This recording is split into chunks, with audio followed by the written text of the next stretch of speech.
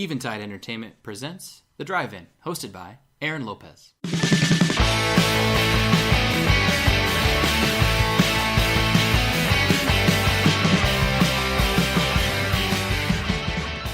Hey everybody, welcome back to another episode of The Drive-In. We are finally back after almost a month away. Thank you for being patient with me. I've been dealing with some, not necessarily personal things, but personal things going on in my life. Directing a show that went up and closed and had an awesome outing. We actually have one of our actors from that show, Rock of Ages, Steven, is with us today. Steven, first off, thanks for coming on today. Oh, yeah, no problem. Thank you for having me. Steven is a first-time guest, and I always love to get people on for the first time. It's always cool to get repeat guest hosts here and there, but if we can find someone who has seen a movie, has some ideas and thoughts on it, and can finally get their voice on the podcast, I'm excited for it. So today we are talking about Solo, a Star Wars story, directed by Ron Howard, starring Alden Ehrenreich, Woody Harrelson, Emilia Clarke, and Donald Glover. First, just to I always like to get people involved as far as knowing why are you here. What are your thoughts, your view of the Star Wars universe up to this point? We've got 10 or 11 movies now. Yeah, I've always been a big fan of Star Wars. Definitely original trilogy over everything else. Leading up to this movie, I will say I didn't have huge expectations for it, just because I haven't been overall impressed with the last couple that have come out and the new set and everything, in terms of some of the choices they make and things like that. I don't know how much we'll get into the other movies talking about Solo, but it'll probably come up. I'm sure. But I did very much enjoy Solo and kind of what it brought into the picture here, so... Yeah, I think, for me, the biggest concern with this is it came out of nowhere. It's May, it's not December, so that's a little concerning. I always like to have my December Star Wars movie the past few years. But all of a sudden, the Super Bowl came on, and they're like, hey, Star Wars is going to be coming out in May. And I think it caught everybody off guard, because we had just gotten The Last Jedi. Yeah, it honestly... it didn't feel like it was really all that hyped up, as all the other ones have been. They're like, oh, we're just going to kind of slide this extra Star Wars thing in here. Yeah. And I don't know why. I'm not sure why. For me, it actually makes less sense because now Disney owns it, and Disney owns Marvel, and they just had Infinity War, Deadpool. It's like you're trying to cram too much into 1 month. I don't understand why they did it this way. But yeah, that's kind of just their own choice. But yeah, I agree with you too. As far as looking at the originals are the best in my opinion as well. I don't even like to talk about the prequel, the first three. They have their own place, but I will say when they came out and I was really young, I enjoyed them. Oh, they were the best. Nice. Now when I go back and watch them, I'm like, why did I like this movie? Because they're made for kids. Yeah, that's really why. But yeah, and then we'll get into where we rank this one. In the overall, arc of everything, but we'll get there in a little bit. So, let's move into the trailers. We'll see if there's any overlap at all between these, but for the trailers that I saw, as usual, our 7 that we seem to be getting. Adrift, Jurassic World Fallen Kingdom, Venom, Bohemian Rhapsody, Mowgli, Incredibles 2, and Ant-Man and the Wasp. Did you get that same run or something similar to? Yeah, I don't remember the first one you mentioned. Adrift? Yeah. It's okay. You're not missing out on anything. It is a couple who are taking a boat from one side of the country to the other side of the country, and then you have one of the huge hurricane hits, right? And it's a survival story, love story. Okay. I'm not going to see it. I was going to say I might not be seeing that. Yeah, I won't be seeing that one. And it's based on a true story, so they survive. Oh, okay. Or at least one of them survives. Someone survived long enough to make a movie out of it. Exactly. So it's I hate those. It's so anticlimactic. Yeah. You're like, someone's going to survive. Maybe not both, but at the same time. But of those, are there any that you're looking forward to seeing, or anything stand out to you? Yeah, for sure. I've always been a big Pixar fan, so Incredibles 2 I think looks fantastic. Absolutely. It's one of those ones that we've been waiting for how many years people have been asking for a new We've been waiting, Incredibles. I expected the second one within about a year or two at first. Yeah, so that one looks fantastic. Jurassic World, I'm actually excited for. I know it's one of those, growing up, like, I was really into dinosaurs, but I was never allowed to watch Jurassic Park. Too scary. Yeah, that was the thing. So I have a vivid imagination. My parents were like, he's going to be terrified. And they were probably right. But, so, like, since they started coming out new ones, I'm like, I have to see all the Jurassic Parks, even though I know they're going to be, like, B movies. But if you go in with that mindset, it's going to be entertaining. I'm like, so that one, the first trailer seemed... It didn't hype it up at all for me. No. The second one, though, showing like, hey, there's more going on, and here's like, now there's at least a plot. I'm almost concerned, though, that they may have given away too much in the second trailer. Maybe. Yeah, it'll be interesting to see. But you're going to see Jurassic World for the action, not necessarily the amazing writing. You know the plot is going to be driven by terrible decisions made by everybody. Exactly. What are your thoughts on Bohemian Rhapsody? Have you seen the trailer for that one yet? I don't think I did. That's obviously that's the one over Queen and everything. Yeah. I don't think I actually saw that run. It is okay. So with this whole, Jordan saw it with me, and she is thrilled. She can't wait to see it. It seems really, really well done. I'm just surprised that we have waited this long to have a biopic over Queen and Freddie Mercury. Yeah. And I don't know the actor's name. I know it's a weird name. I'd say weird name, but it's the guy from Mr. Robot. Oh, yeah, I know who you're talking about. You see him, you're like, oh, that guy. Yes. But he's got a different, unique name. He just looks so much like Freddie Mercury. It's scary. Yeah. So I think they actually, unlike what they did with like Jamie Foxx and Ray, they're actually having the original music. They're not having the actor sing it. Wow. So it is Freddie Mercury, and the sound quality's gonna have to be pretty strong for it to make it sound like it doesn't seem like it's fake. But I think it's gonna be pretty cool. I am not looking forward to another Jungle Book, Mowgli. Yeah, this is the one that. This isn't the Disney one, right? This is the one that Andy Serkis is doing? Yeah. Yes. Yeah, it seemed really weird that just the timing of that we just got one. Yeah, like 3 years ago. Yeah. Like, Jungle Book is not that popular. Like, it's not a bad story. I mean, people enjoy it, but it's not like we need it a couple years later. It's not a bare necessity. Oh, boo. Guys, be ready for more of those. That is the first of many Stephen jokes. No, it's going to keep it interesting. I'm excited. But a part of me thinks that this is Andy Serkis's, like, FU to Disney for him not being involved with the first one, which I almost thought he was, but I look back and I don't remember seeing him tied to it. Yeah, I don't know. Maybe. I don't know. I'm like, really?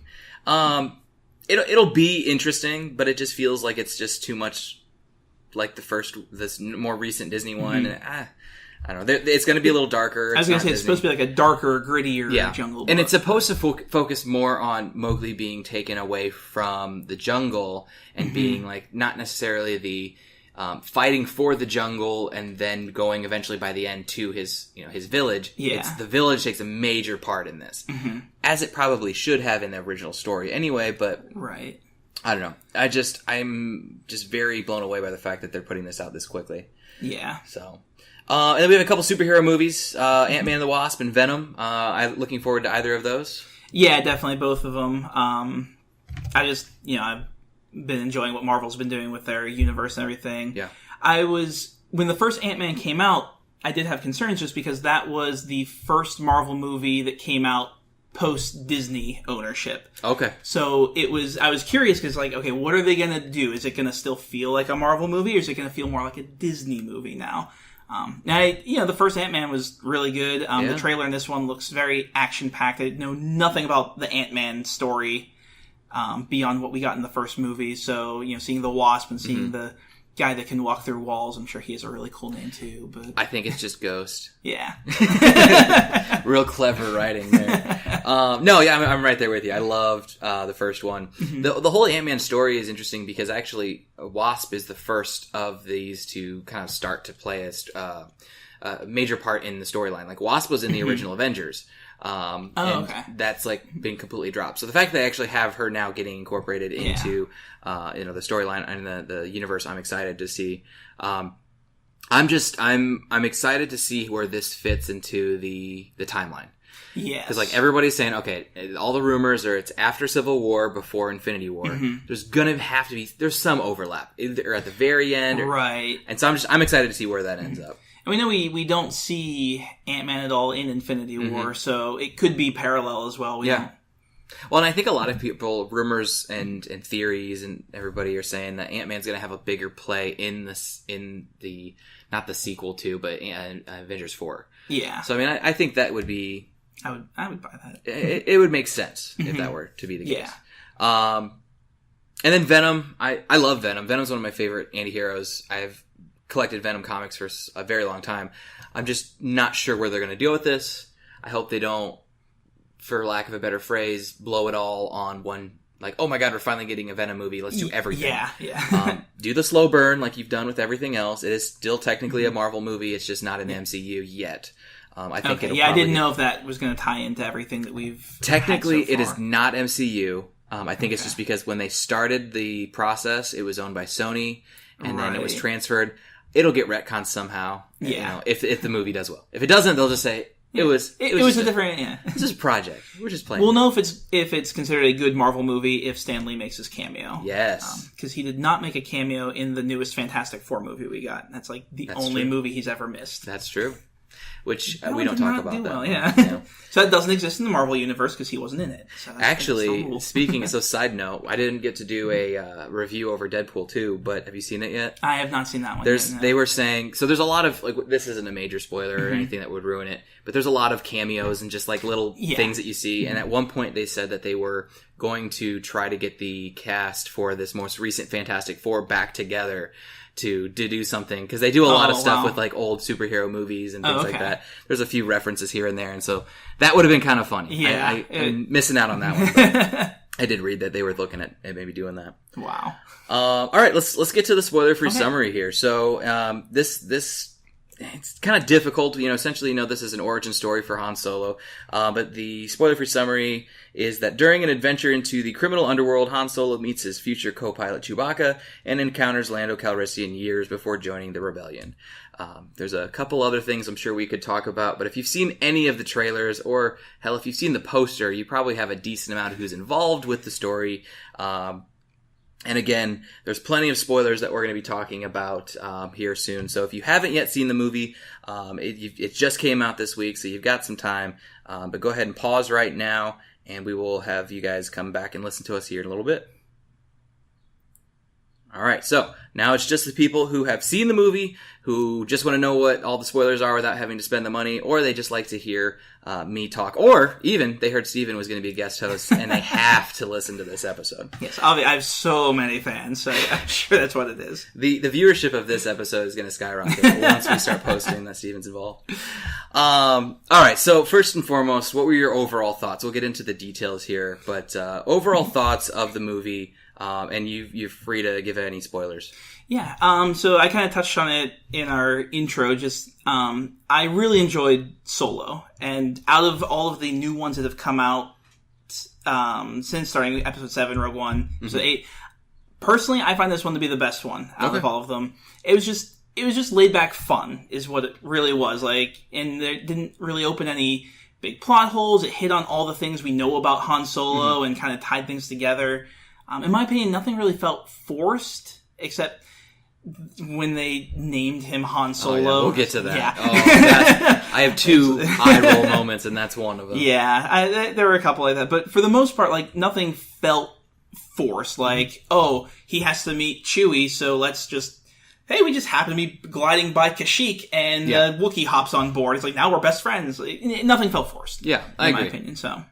Yeah, I don't know if I'd put it as my number one. I don't think it was... I definitely went in with lower expectations. Yes. I went in thinking this is going to be a mess. The studio rushed it. Or I didn't feel like it was, like we had said earlier, there was no marketing. It just didn't feel nearly as strong as the others. Yeah, it's just, oh, by the way, we had this, like, side project. It's about Han Solo. If anyone wants to come see it. Well, and I think a lot of that stemmed from a lot of worry of how is someone going to play Han Solo who was not... Harrison Ford. Yes. And I think that, I've never seen him in anything else but Alden Ehrenreich, and I might be saying that wrong, but that's what it looks like. He did a good job. I thought he picked up on the mannerisms without trying to be Harrison Ford. Yeah. Watching the the first couple trailers of Solo, when we don't get a lot of him in those trailers, but like just the little bits we got, I'm like, it looks like he's trying to do his own thing. Like, oh, I know Harrison Ford has this big, Han Solo character, but I'm going to do what I want with my character now. And that's what I was really concerned about going in, like you said. But no, like, I didn't feel like I was watching someone else attempt to play Han Solo. I felt like I was watching Han Solo. Yeah. Like it felt like the same. Well, I think it's important to remember is the most recent Han Solo we've gotten is old Han Solo. Yes. But when the movies start out, he's like, in episode 4, he's a fairly young guy. Yeah. So when we get to the end of the movie and we see these tie-ins, it has been such a very long time since when we first meet Han Solo in the 1970s and when we see where he's leaving off here today, in 2018. Yeah. So I think it's going to be something that we'll talk about here and by the end of the podcast. Yeah, but for sure. I think he did a good job. I was way more concerned going in than when I left. I felt satisfied with it. Was it the best portrayal? Maybe not, but it didn't have to be the best because he's filling some very large shoes. Right, yeah. It's like if they were to try to recast somebody as Leia, people would lose their minds. Yeah. Which has been sort of talked about. Yeah. It's like, they're saying, what was the most recent thing I saw was... someone Meryl Streep. Yeah, they said Meryl Streep, and she won't do it. She has too much respect. Too much respect. I'm just interested to see because Leia was supposed to have a very large part in this final movie. Yeah. So we'll see. They could just kill her off in the scroll at the beginning. It's like Leia's health has declined. I'm thinking. It's like great. I think she's gonna die. We can in get the little war. hand drop thing, and it's like that can be anybody's hand. Absolutely. I think we'll get a scrolling death because they don't have any footage, and they said they won't CGI her. Yeah, that's a good choice. I just do it.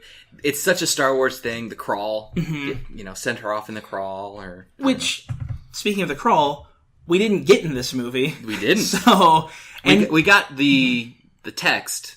I know, and they like really teased it because we had because I don't think in Rogue One we had anything I don't think we had a long time ago in the galaxy far. I think it just went right in the movie. Yeah. This one we had that. It's like it fades out. It's like all right, here comes the big trumpet fanfare, and nope, we get slow intro music and just subtitles basically. It's like why would you do this? Well, they didn't even do the long time ago, did they? In this, it did come up, because I remember... I just remember seeing that text, but I thought it was when they were talking about the Corellian. That's kind of it was a long time, and it faded away, and then you expect the scroll, and then it was just more text, if I'm remembering it correctly. It was a letdown. It's hard to watch any, and they even call it a Star Wars story, but it doesn't completely feel like Star Wars. It seems like they're trying to only do that with the major films, the episode number. Now we can crawl, but and I am excited to see where they go with it. I mean, I did like Rogue One. I did enjoy Solo.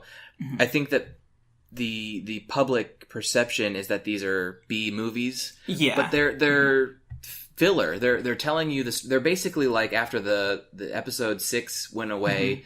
In the 80s, and then we had all these books that came out that were people trying to say, well, what happens to our characters now? Because there's no more movies, and we love these characters. This is the same thing, but it's going back and actually visually giving you story to tie into it. Right. I mean, we're going, at some point, I think we're going to get a Boba Fett movie. I'm pretty sure they even have a director now attached to that. That's excellent, even though he doesn't... He's such a big fan character, and he doesn't, do anything. And I always forget that when I go into the movies. It's like, oh, right, he, doesn't talk. He dies fairly quickly from when we meet him. It's like... He's such a cool character. James Mangold. Oh, the guy who directed Logan. Oh, okay. Yeah. So, again, it could get a dark, gritty Boba Fett movie. I would not mind that. Yeah, in a Boba Fett movie, they're talking about an Obi-Wan movie, and I'm all for these. People just need to know they are what they are. Donald Glover was also greenlit for a Lando movie as well, I've heard. Good, because we did not get much of him in this movie. And he was fantastic. He was great. Yes. Yeah, the trailer made it seem like he was just as much a part of this movie as Han and Chewie. And right. He was here. He's present. We got more Lando than we did in, the episode 5 and 6. Yeah. Yeah. So, all right, well, let's get to it. So, the movie starts out, we're on Corellia. We begin with Han running away. He's stolen a cruiser, and we find out very shortly after he gets back to the hideout that he's stolen coaxium in a an exchange that went wrong. The coaxium is this mega fuel. It's kind of essentially, we get this little teaser at the beginning explaining it, saying it is essentially this fuel that is driving pretty much all transportation right now. So it's essentially, it's our fossil fuels. Right. You know, without getting, I mean, it wasn't the movie was not making this social commentary. Like, that's me throwing that in there. Yeah. But yeah, so he is running away, and we very quickly find out he's part of this group of kind of orphaned children that are referred to in the opening, not crawl, but opening screens. Blurb? Yeah, what do you even call that? I don't know. The opening... Subtext. There you go. And it's this idea that you've got all of these... It's almost like Oliver Twist. You've got a gang criminal overlord who is using children to steal things, and in return they're giving the children safety and food and shelter. So we do see very quickly Han's abilities behind the wheel. He is very talented. He's driving his car all the way around and doing this like Tokyo drifting and everything. Eventually gets back to the Lady Proxima hangout. And we see Lady Proxima very quickly, but we also meet Kira, who is a main character played by Emilia Clarke. Still very weird for me to see her outside of Game of Thrones in any fashion. I see her and I'm like, you're supposed to have long blonde hair and be and on dragons. It doesn't feel right. But we meet her and they plan that they're going to leave. They're going to run away. But the first major point that I wanted to talk about was when we see Lady Proxima, who is kind of this giant snake or worm thing. What did you think of the portrayal of Lady Proxima and kind of her tie-in? Because I got some thoughts on how she visually was, and then also her sidekick guy who. Right, the other, the armored guy. Yeah, the guards, armored, maybe. Turtle guy. He was this big lumbering beast. But what did you think of them? Yeah. It was interesting. I feel like with especially the more recent Star Wars that we're getting, it seems like they're trying to go more and more heavily into, really alienized races. Like they look alien to us, kind of to pull away from, this might be a taboo on this podcast, but the Star Trek, where a lot of their aliens are very humanoid. Yeah. So Star Wars, I think, is trying to push more of we have aliens, and you can do that because with technology we have today. She was large and terrifying, which I think you need for a leader of a gang of children. Yeah. The fact that she was confined to a pond, I'm not sure how restrictive that was to her, but we don't get a lot of her, so it's only a lot of just guesswork. I was a little confused with her storyline and everything. They didn't give us a whole lot. I did like the fact that they utilized, and the CGI for this may have been so strong that it looked real, but I thought that at least some of the portions of portrayals of her, she was puppet. I think a few of them she was puppet because it looked way too real. You can see CGI. Definitely her guy was a costume. It was this guy. But I liked the fact that we had this a few times where a lot of the creatures and a lot of the secondary characters, the monsters, were puppets. And that's old Star Wars. I like that.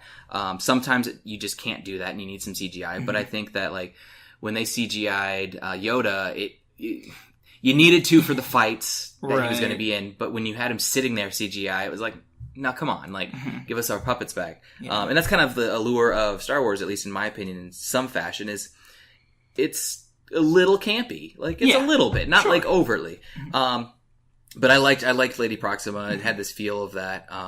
Like you said, she apparently can't see the sunlight because she gets burned, which kind of makes me wonder why she had windows in her little chamber to begin with, but I don't know. It was Han's picks up a rock and what are you going to do with that? And he throws a rock at the window. The window, apparently it's daytime now too, because when he got there, it was night. Or it might have been dawn. Yeah, you're right. I actually didn't think about that when I was watching it. It's that was one of the ones where I was like, wait a minute, wasn't it nighttime? And then I had to think about it okay, was it getting lighter as it went on? Because then it could be hey, he did this exchange in the middle of the night, and then it was morning.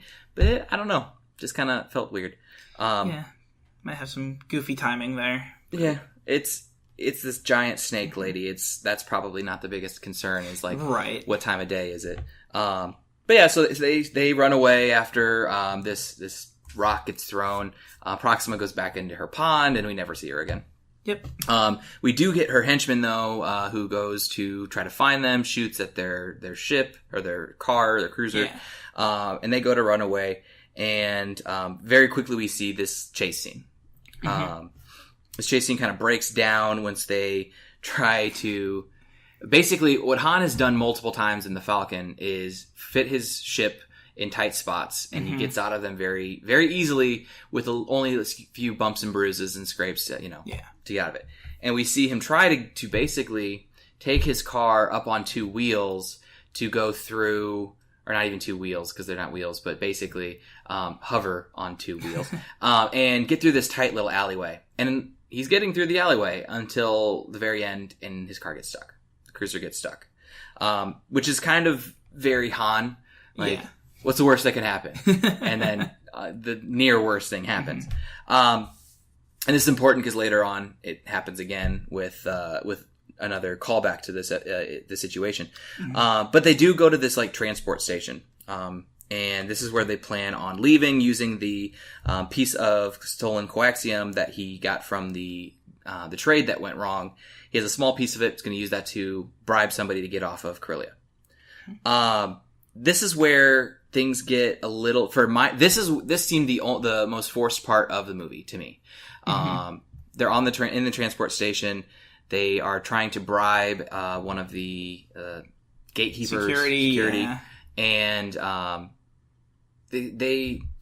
Kira doesn't want to give away the coaxium until they open the door. Right. Of course, Which you think makes sense. Yeah, they're gonna double cross me. We're gonna. They put it in the coax, but eventually Han's like, no, you just have to do it because people are coming up. Puts it in, opens the door. They're like, okay, good. And then they take their time going through. Like, it's not immediately walking through. It's like a few seconds. They look back and they're like, okay, good. Like, all right. Yeah. And that actually is enough time for them to catch up, grab Kira. The door shuts and they're separated. Right. What were your thoughts in this? Because it kind of felt like, he's yelling for her, like, I'm coming back for you, I'm coming back for you. And then he runs away. And it just felt like a quick emotional shift. He was still upset, I could tell. But he very quickly went from looking like he was dying from emotion to fairly collected, figuring out what his next step was. Han's way more emotional. Like, when he was yelling like that, I expected that. How the quick turn back, that was too much like Leia or Luke for me. That wasn't necessarily a Han trait, but I could be wrong. What are your thoughts? Yeah, I guess you could probably talk it out as his survival instincts kicking in, as far as, having grown up in this, slum town of, I forget the name of the planet now. Corellia. Corellia, thank you. Yeah, the slum town of Corellia, and, so, like, yes, I'm going to come back for you, but, like, if I don't get out of here too, if I don't get out of here at all, I'm not going to be able to come back. Yeah. And so maybe, maybe that's what it was at least going for, is trying, it's like, okay, well, how do I at least get off so I can have an opportunity to come back? Yeah. Well, and that transitions us into his way to get away, because he's not going to get on the transport. There's too many people looking for him, essentially. Yes. So this is the biggest moment for me, the eye roll. I just felt like for everything that could have happened, he decides to join the Empire, because you see the recruiting pitch of like, join the Empire and fly over the galaxy and fight for peace and well-being. And it's just like, all right. So he walks up to this random recruiter. And of course there's a recruitment office in every transport station. Yeah. This random recruiter, though, is asking him, all right, what's your name? And, all these things. And he's like, Han what? Who's your people? I don't have any people. Oh, okay. Han, Solo. I'm like, all right, so one of your most important characters to the universe is named by a random recruiter number 3. This guy has got to be thrilled, whoever that actor was, that his character got to name Han Solo. I just was like, I thought there was something more to it. Yeah, and they really played it out, too, because, like, Han, what could I potentially put down here as a last name for this random person named Han? Let me think about it for a moment. It's like, we all know what you're going to say. Would have been even funnier if he said, like, Han Jefferson. And then he's like, Solo. We'll go Solo. Yeah. Or, like, we talk, even if he gave him, like, a different name, like, just like a John Doe or Han Doe, I guess, in this case. But then give Han the opportunity to pick his name later at some point. Yeah. He decides that, no, I'm Han Solo. I do things solo. Yeah. And it just seems weird that would have stuck. Yes. Like, for the purposes of the paperwork, sure, but that's what he is known for his entire life. Like, I think it was hit on a little bit when we see him in some of the battles, because I think they, like, in most military terms, he's referred to by last name, so they just call him Solo. Yeah. Which might be why it stuck more than what you would expect for just something randomly written on paper. Yeah. Yes, that was big eye roll. I audibly sighed. Like, and I'm not usually one of those people that, like, is that annoyed with something that I'm like, oh god. But I remember saying that, like, come on, Disney, come on. So yeah, that was the first. I had 2 of those moments. Okay. That was a big one for me. I'm just like, it just felt it felt forced. It was like we need to name him, and this is our easiest way to do it. I like you said, I really wish that they would have had him have more of that. But... Or even if he was just Han Solo from the start, and we just never had to give him that name. Oh, yeah. I don't think anyone would have been like, how did he get the last name Solo? Yeah, though? I didn't need to know that. Yeah. I didn't care. I was not in any way, shape, or form going into this movie saying, how did he get named Han Solo? Right. But then I left feeling like, that's how you named him? Yeah.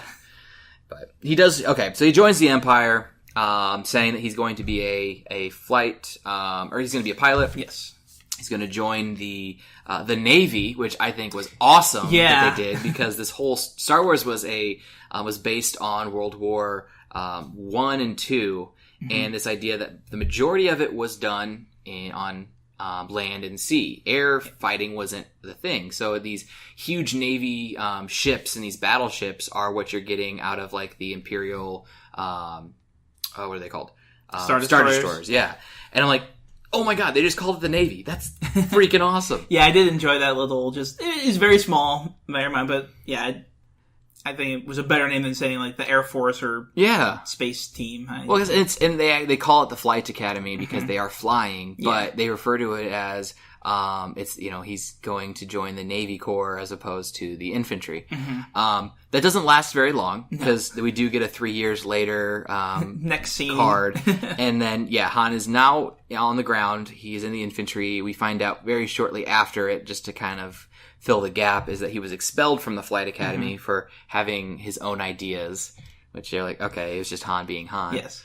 And this is where we get a cool, in my opinion, kind of a Force Awakens battle scene. Like, because Force Awakens did, at least for me, in that opening sequence, it made Star Wars a little grungier and, like, real, as opposed to being like this playful battles. Like, some of the battles, people are still dying, but you felt like you were in the middle of a war scene. Yeah. And you got this again when I don't know the planet that we're on, but it's, it's cloudy, people are dying. We've got the trenches throwing back to the World Wars. Yep. And their captain, or their commander, gets just blown up. Yeah. And it's not just where you see, like, a big explosion. No, I'm pretty sure you see a leg fly. Like, something, it was pretty gruesome. Yeah. And you see Han react in a way that you had never seen Han react before, at least as viscerally as he did. He runs, he freaks out. Han is not a coward, but he is always looking out for himself. Yeah. He was a coward in this moment. He was afraid, which I thought was kind of cool to see, because that's how many people would react if they see someone explode. Yeah. So, very quickly though, this is how we meet Tobias Beckett, who's Woody Harrelson's character and his gang. I think it's really interesting how they portray this, because Beckett is wearing captain's clothes, who he either found or killed the guy to wear. Because we see the laser bullet holes even in his suit there. Yeah. So. Which they call back to later when they find out, when Han calls him out saying, there's no way that you survived that, because either, you picked that off a dead man, or you have got like the, something underneath your shield. And he knows that you're not who you say you are. But as far as it goes, the captain would be the next person in line. So he's like, who's in charge here? You are. And he's like, Captain? And everyone starts laughing. They're like, oh yeah, Captain. Right.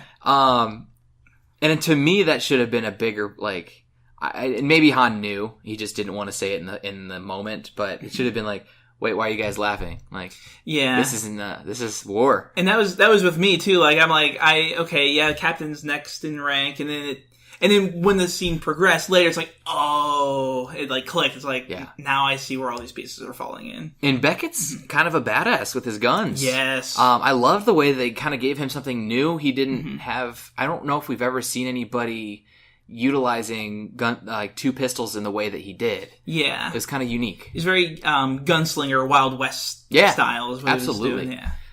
And I liked it. I thought it was cool to give him something different. He's the one who has one of the pistols that he gives to Han. But Han's very much just a point and shoot kind of a guy. He's not a slinger. He's not trying to do these fancy things. He's not very fluid with it. He does talk about how he wants to learn that stuff, though. He does. Yeah, and it was just cool. I thought it was a cool introduction to Beckett. We see this guy on this ridge who's just shooting everything and doing it with a lot of style. After this battle, we are back at camp, and basically, Han you can start to see why he got expelled. He's talking back a lot, and he gets I don't know why. They're like, okay, they got a group of people. Hey, we're going here, and he's like, why? Like, why are we doing this? What's the objective? Right. And he gets in trouble, but he doesn't actually get in trouble. He just gets like a stern talking to, and then they all walk away, and he goes in the other direction. Yeah. Like, it seems like and this is probably done for a certain reason, it seems like the Empire wants to be very strict and structured and organized, but then the fact that you see somebody who just essentially questioned the orders that you gave them, then you just say, okay, we're going to go. And you don't even make sure they're coming with you. Yeah. So it seems like there's a lack of organization and structure, which is probably why the Empire loses. They don't have Jedis, too. Yeah, maybe. But I don't know. I thought that was kind of an interesting decision. They had to get him separated to go see Beckett, but it may be one of those things too, where the Empire gets so many recruits from everywhere where they just don't care. Like if it's like, okay, this guy's not going to follow us, he's going to stay here and die. That's we're not going to take the time to deal with that because he'll die anyways, and then we'll move on to the next person. So yeah. I can see that. So we do see Beckett get caught up too, and this is where Han calls him out, saying, "I know you're not who you are, but that's fine. I want in. I want to. I don't want to be here anymore." He basically sees an out, and because he knows if he's going to stay here, he's either going to be there for a lot longer or he's going to die. Yeah, this is not an easy way out. And at this point too, I think we overhear them discussing the plan to steal one of the ships the ship they eventually end up stealing. Yeah. And we get that plot line started there too as well. Yeah, and that's where what he overhears. And I don't remember what he says, but he says something along the lines of like, "You're going to need someone to fly that." Yeah. They're like, "We already have a pilot," which I thought we'll talk about. Rio. Jon Favreau. I was very happy to see that he was back. I love Jon Favreau. However short-lived it was.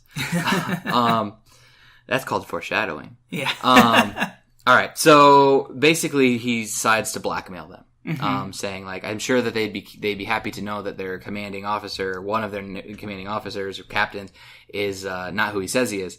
And they're like, "Oh yeah, you're right. Come over here." And he calls the guy over, and he's like, "Hey, this guy's trying to run away. You gotta, you got someone who's trying to, what's the word? Desert. Thank you." And he's like, "Oh, I knew you were a troublemaker. Throw him in with the beast." And you're like, "What?" You're kind of, I was like, this was a good. I was not expecting to see what we saw. I was thinking Rancor. That's what I thought. The Jabba Palace was my first thought. Especially because the way it looked. Yes. Like this hinge trapdoor. Apparently you just keep all monsters in the Star Wars universe under a trapdoor. Yes. It's just... With mud and caves underneath. And this is where we see we meet Chewbacca. Chewbacca is our beast, and they haven't fed him for a while, so he's hungry.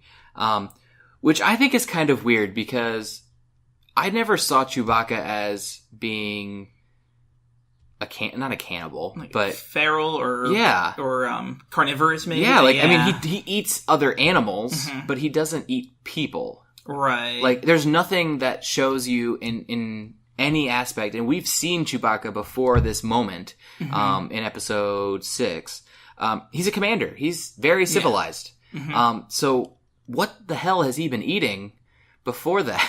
Yeah, I don't know. And the whole he hasn't eaten for 3 days or 2 days, whatever number they threw out. That always feels weird to me because things die if they don't eat. It gets to a point where it's he's not gonna be able to do anything to him. If I don't know what they were doing. It was kind of weird. But that wasn't the moment that upset me. The moment that upset me, you've got Chewbacca who is beating the hell out of Han. Yeah. He actually is angry and and I can see it. All right. You want to play up the angry beast and that's what he is. And all of a sudden, he notices that, Han notices that it's a Wookiee, and he starts speaking Wookiee. That is what my moment of, oh no, because he's actually doing the voice, not just understanding Chewbacca. This is the first time we've ever, to my understanding, seen a non-Wookiee speak Wookiee. Yes. And it didn't come across very good, in my opinion. Yeah, I watched it, and, my brain accepted it, but, I didn't put much more thought into it past that, because I was I guess he has to get out of this somehow, but... Yeah. And as far as the plot went, I'm all right, fine, I accepted it. It just didn't sit well with me. It was almost really? It's bad enough when you have people who are oh yeah, I can do the Chewbacca growl. And some of them are good, but most of them, like myself, are very bad. I know I can't do it. Are we going to get that on the podcast today? I don't know. We'll see. Chewbacca off. Oh god. It's everybody tries to do it, but it all sounds the same. And then you get a handful of people who actually can do it. But beyond that, you're just it's... You eye roll. You're oh god, here goes another person doing it. And they put that person in the movie. Damn it. But he went on for a while. He didn't just do it once or twice. He did it 5 or 6 times. I think if they would have just kept it a couple of times. Now, I did appreciate the poorly translated subtitles. That, to me, that's one of those comedy things for me that I really enjoy. Well, that was a Ron Howard thing. That's him just kind of playing it up a little bit of just being we're going to give you this, but we're also going to make it be we're going to play around with it. Yeah. So essentially this is what gets both Chewbacca and Solo out, is that they realize that there's a beam in the middle that if they break that, everything's going to come out. And so they play fight essentially in order to destroy the beam. Prison. Yeah. And this is where we see, though, that they didn't play it up really as much in the moment, but they talk about it in later episodes where Chewbacca's got a life debt to Han. Yes. Han saves him, and this essentially was him saving him, because without this idea of breaking out, he would have been down there for however long. And he also got him off the planet, too, just right after that, because he tells him, don't run that way. We have people the other way, and convinces him to run the opposite direction. That was funny, though, where they're running, and then Chewbacca's Han gets tripped up because they're connected by the foot with this chain, and Chewbacca starts running in one direction. Han's no, we gotta go this way. Doesn't get very far, which I thought was pretty funny. Yeah. But yeah, I agree with the life that I expected it to be made a bigger deal out of. That's a terrible sentence, but I expected to make a bigger deal out of it in this movie. And they didn't mention it. No, it was not brought up at all. It's just, it got to a point where it was just, we accept it. Yeah, and he was with him again. You're okay, that's how he joins him. But they do talk about this concept of the life debt, and it doesn't come up at all in this movie. You just kind of have to have known it to see, he's saving him, he's getting him away. And later on, too, when they're on Kessel, and Chewbacca asks to go off elsewhere. Like, at that point, I was still like, so do we have the life debt yet, or are we still developing that? Like, because my understanding of life debts, of Wookiee culture, is that he'd do anything for Han. So the fact that Han was going this way, Chewbacca would continue to go with him and not question. But I'm not a Wookiee expert. It doesn't seem. I don't know whether or not it still has yet to happen. Maybe it's later on when he saves him at the end. I don't know. But they don't mention it at all. We just know that by the end of the movie, Chewbacca has decided that he's going to go with Han. Yes. He's kind of now his co-pilot. He's his right-hand man, a right-hand Wookiee. So they do, like you had mentioned before, they do get off the planet. They join Beckett, who decides, basically Rio. Yeah, it was Rio. Without Rio saying, you'll never get a better sleep than in the lap of a Wookiee. He's like, okay, we could use the extra muscle. So they come back. Yeah, they really only come back because of Chewbacca too. If it was just Han, he was screwed at that point. Which they do even mention later, in like this one-sided conversation. You don't get subtitles ever for Chewie, which I'm glad they didn't do. I thought like once they started doing that, I'm like, no, we don't. That's the whole point of Han, is his reactions. We know what Chewie's saying. That'd be like if they decided for the next movie R2-D2 was going to get subtitles also. Then why is C-3PO in the but exactly. You have no reason for 3PO, or even like essentially. I mean, Han's got other purposes, but yeah. Rio convinces Beckett to come back. They pick him up, and they end up going to the planet Vandor to basically steal more coaxium. Yeah, train robbery. Yeah, which I thought was kind of cool. Another Wild West. Yeah. This everything about this movie kind of gave you that Wild West feel. Yeah, and that's a kind of a very unique take on it, because until we started discussing it, like I didn't really see it as Wild West, but now like we're hitting all these points. It's like, this is very, a lot of the like costumes and lighting even made you feel like it was in like the... Later we get the saloon with Lando. And, yep.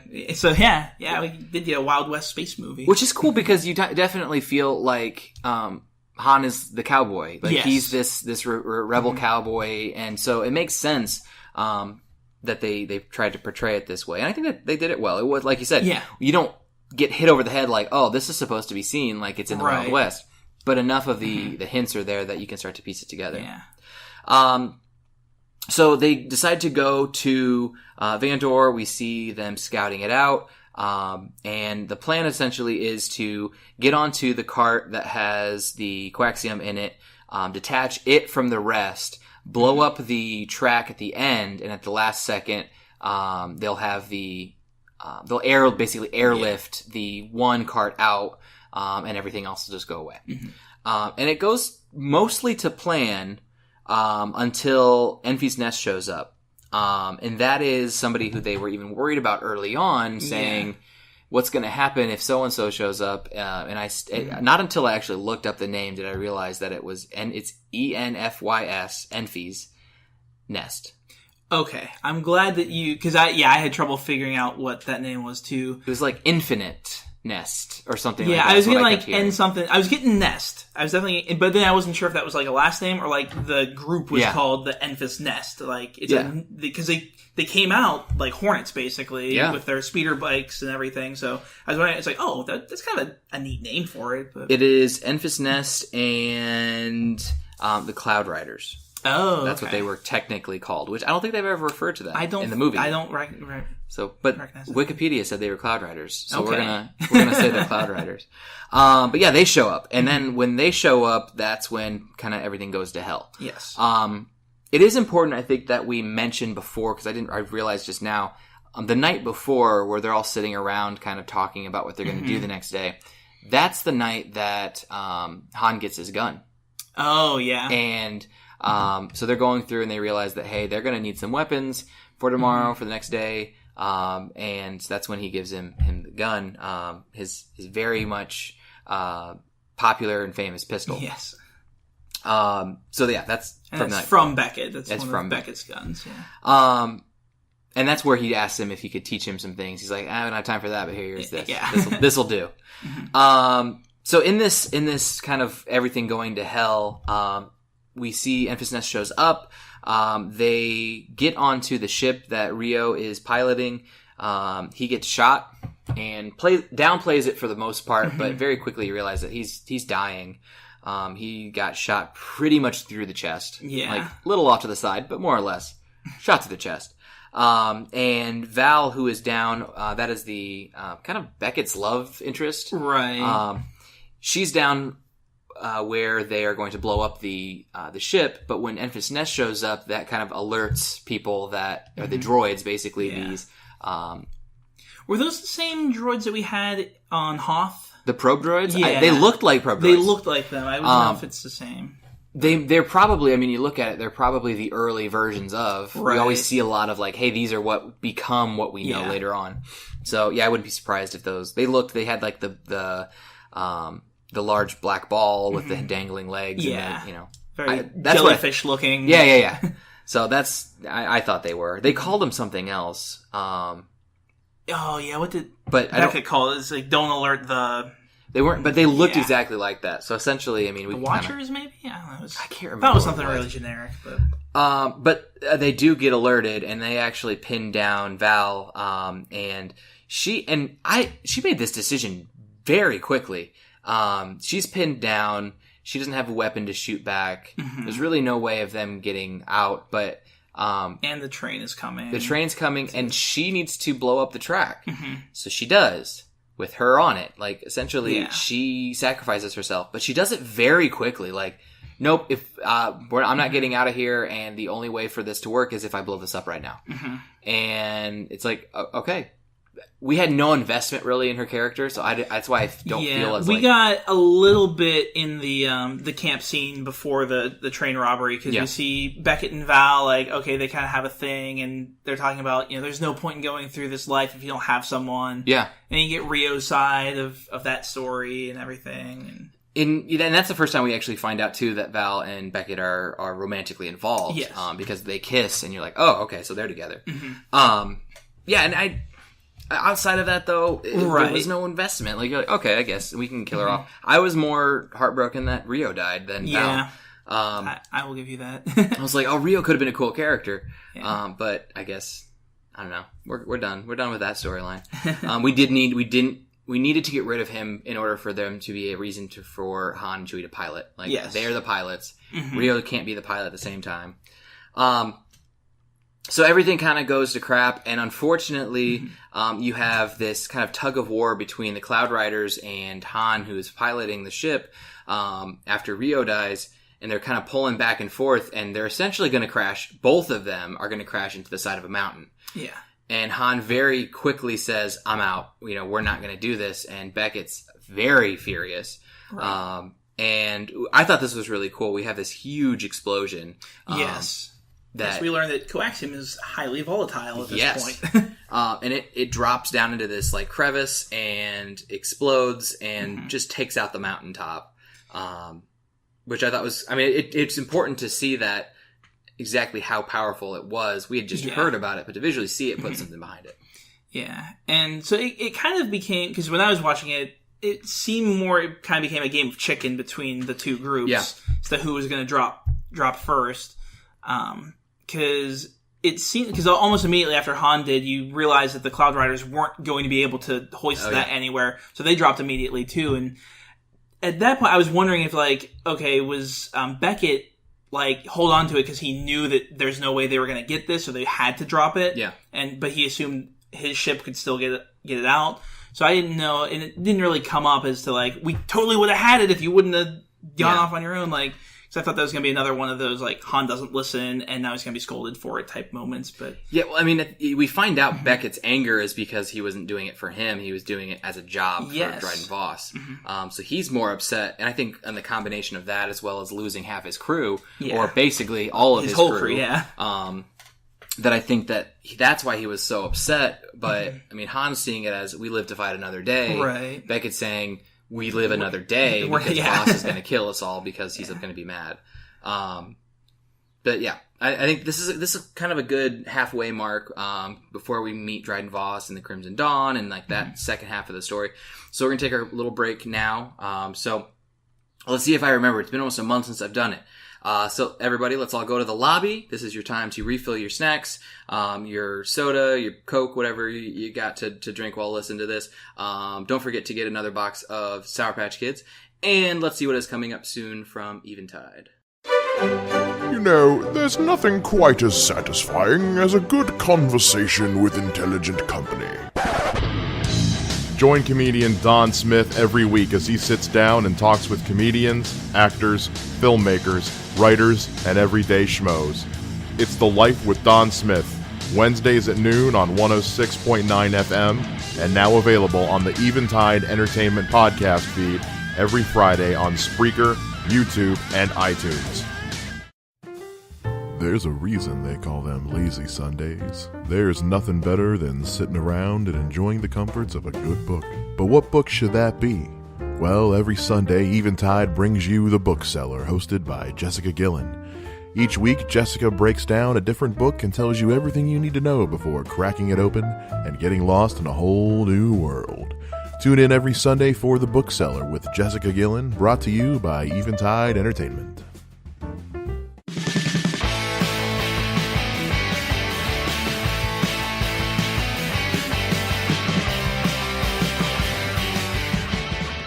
All right, we are back for the second half of this week's episode of The Drive-In. On our break, I just have to let you guys know you missed out on one of Steven's great jokes. Oh, no. We're recording today, and it's the middle of the day. It's getting a little warm, and I have turned off my air conditioning so that way that doesn't show up on the recording. And so it's getting a little warm, and Steven's his reason for it getting warm is because our discussion was so fire. So you guys missed out on that. I want to make sure that that made it onto the recording. Yeah. Sorry about that, everyone. It's like, we're not recording yet, Steven.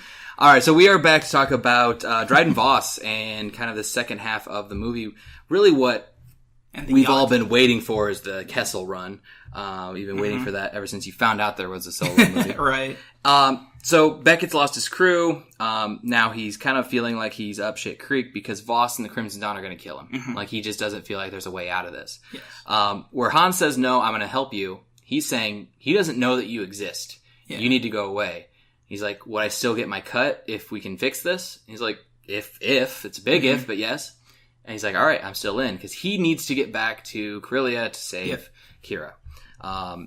It's why he's done everything up to this point. He's trying to get back to her. And he's like, no, we got to go. Beckett's like, well, we got to go find Voss's yacht. And this was funny because he called it a yacht. Again, still getting that naval aspect of it. And it's just this huge ship. I love the yacht. It was like, nothing about it seemed like a yacht except for how big and like grand it was. And the inside just... It was like a giant fin. Yeah. Basically, what it was. Which I was cool. And okay, I might have missed this. Did they go to another planet or was the yacht just there? Because like all of a sudden they're like, you got to find it. And he's like, oh no, he'll find us. And all of a sudden they look and through the clouds is this fin. I'm thinking it was just there, just based on, because in the later mission that they do, they explain where they're going and where they're going to meet, and the yacht shows up. Yeah. So I would assume the same discussion took place prior to this job, like, hey, we're going to be here, this is where we're stealing the thing, so just meet us there. That makes sense. And it was cool, like, as you first see the yacht, it is coming through the clouds, and, like, the top of it looks like a shark's fin. Yes. Very, very cool there. And then you see the rest of it, and it's just a continuation of the shark fin. Yep, like, just a lot of fin. Yeah. And he goes on this yacht, and he's Beckett is telling Solo, "Hey, Han, don't even look up. Mm-hmm. You don't want to mess with any of these people. None of them are what they say they are." Mm-hmm. And within seconds, he bumps into Kira, and you're like, "Oh shit! Hey, yeah, like, where'd you come from?" And Han like word vomits everything, like, "Oh my gosh, I was coming to find you. I was actually, that's why I'm just finishing this job so I can come and get a ship and come back to Corellia." And she's like, I'm here." He's like, "You escaped." And she's like, "No, I didn't." And you're like, okay. Yeah. And then we also get a very brief look when she's drinking of, she's got like a brand on her, on her wrist. Yes. And so like on her wrist is this symbol that we find out very quickly. Well, it's fairly quickly. It's like when we get up into the office or the quarters of Dryden Voss, that it's the symbol of the Crimson Dawn. And you're like, okay, so she's a part of the Crimson Dawn. Yeah. Or there's something, you feel like there's some tie there. But things are seeming really weird. Like, she's basically, for lack of a better situation, or like an example, she seems like somebody who's in a domestic, a very bad domestic violence or just domestic abuse situation who can't talk about it. Yeah, it's something, there was something very much off with her and her, like, she was unusually pleasant and happy. Like, you almost got the feeling like, for a while, I was wondering if, like, okay, is she still a slave or a servant? Yeah. I definitely thought she was. Yeah. I thought that she was basically somebody who just Voss used for... political so, I mean, this and that. Basically, she could just be, a secretary or like a... I don't know, I'm trying to figure out... the word, but it's completely escaping me. But I didn't think that she was free. I didn't think that she was eventually what we find out to be kind of a commander of Voss. Yeah. But I love, when we get up into this office, I loved Dryden Voss. Paul Bettany, I didn't realize until like the day before I saw this that Paul Bettany was in it, because I don't remember seeing him in any of the trailers. I don't think he was. But I'm pumped, because I love Paul Bettany. But I just thought that Dryden Voss was such a great like villain, because he was very good so character. Two-faced. It was like, oh my gosh, you lost your men. I'm so sorry. Like, let's sit down. Now what are you going to do to fix this? Like, and he just did it in such a way that you were like, oh, that's sneaky. Like, he wills you into this false sense of security to... Well, and we know, because our very first introduction of him, too, is we have Kira saying, he'll be with you in a minute. He's with the governor of the Senate right now. And it just cuts to him literally just murdering the guy. With this really cool, lightsaber dagger almost. It used like the same technology as the sabers. Yeah. But it was like a two-sided... Well, he had two of them. Two-sided, like, double blade. Yeah, like, you held it in the middle. It's really hard to describe audioly. Yeah. It's almost like, it was like brass knucks, but on each side was a blade. Yes. Like a curved blade. And he had two of them. And they glowed. They had this, like, the red glow of, like, the lightsaber, and you're like, alright, this is cool. I immediately kind of thought that maybe he was Sith or something. Like, right. But he had no powers or anything. He just was using these weapons. Yeah. But yeah, so he kills, I forgot about that completely. He kills the senator. And then he's like, clean this up. I got people coming up. And then we get up there and he's, talking to Beckett and making sure everything's okay. And then he's like, okay, so where's the shipment? Like, where is it? And he's like, we lost it. And that's where he kind of shifts back into the villain. Right. He's no longer consoling. He's the bad guy again. And you see Han trying to be Han, and Kira kind of agreeing with him to try to play this up, but also at the same time saying, like, you don't really know what you're getting into. But Han's like, oh no, we can steal more. Like, that's no problem. And they find that on Kessel, the mines of Kessel, there's unrefined coaxium. The problem is the Dawn has an ally, a tentative, like treaty. Yeah, I think is what they call it. Yeah. And so basically, if the Crimson Dawn go in there and steal this coaxium, it's going to have a ripple effect that is not worth the coaxium. But Han's like, they don't know us. They have no idea that we work for you, nor do they have any idea that we have any ties to you. So Han and Chewie and Beckett are going to go to Kessel to get this. But Voss says, Kira, you're going with, because I want to make sure this is done right.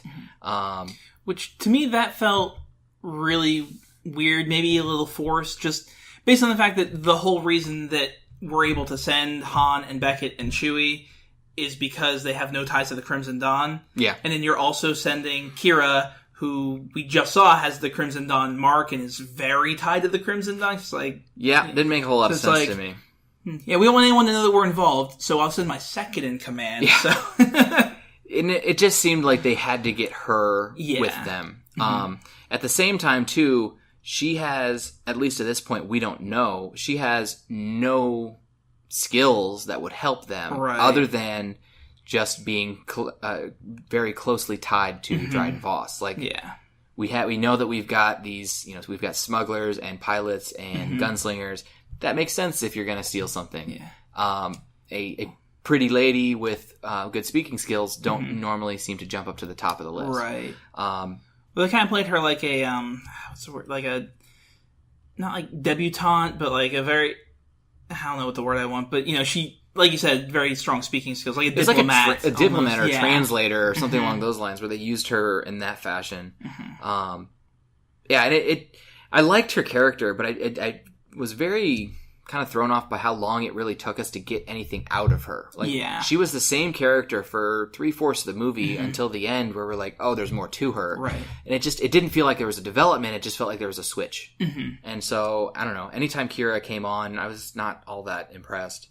And it wasn't Amelia Clark's fault. I thought she did a very good job with the character. I just felt like the writing didn't really give her anything to do. Yeah. She's kind of got to show up. They're like, oh my god, we got the girl from Game of Thrones. What do we do with her? I don't know. Just put her on the screen. We weren't going to have this character very often. Yeah, but you need her now. That's kind of how it felt. So they decide that they're going to do this, but in order to do this, they have to have a fast ship because unrefined quaxium is extremely dangerous. Yes. If it reaches a core temperature of higher than throw out random number, it will explode.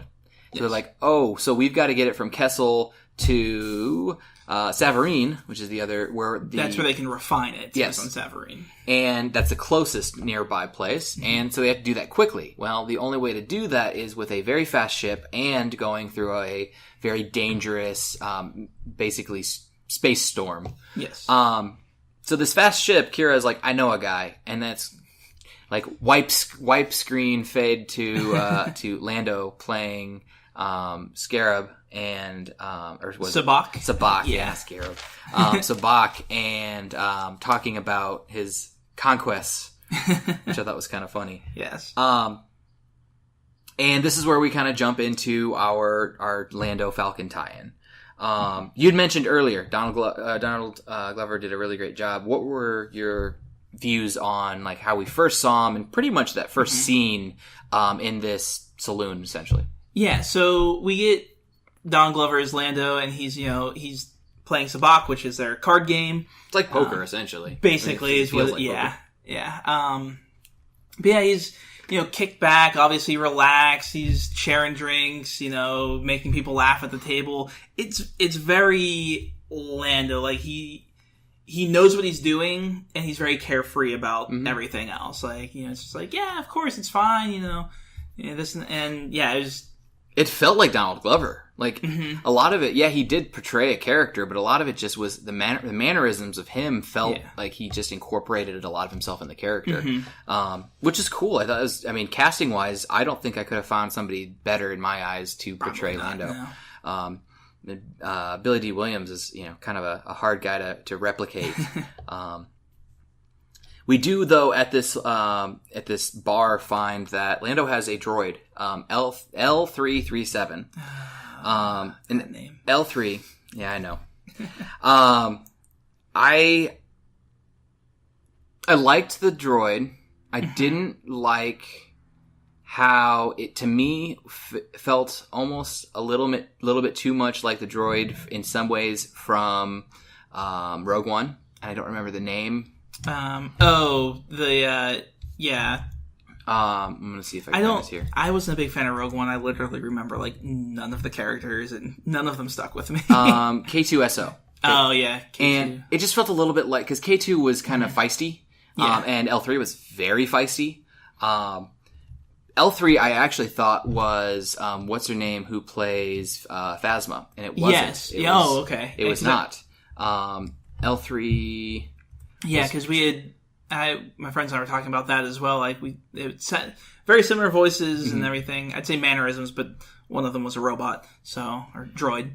It's Phoebe Waller-Bridge, who is a British actress and playwright.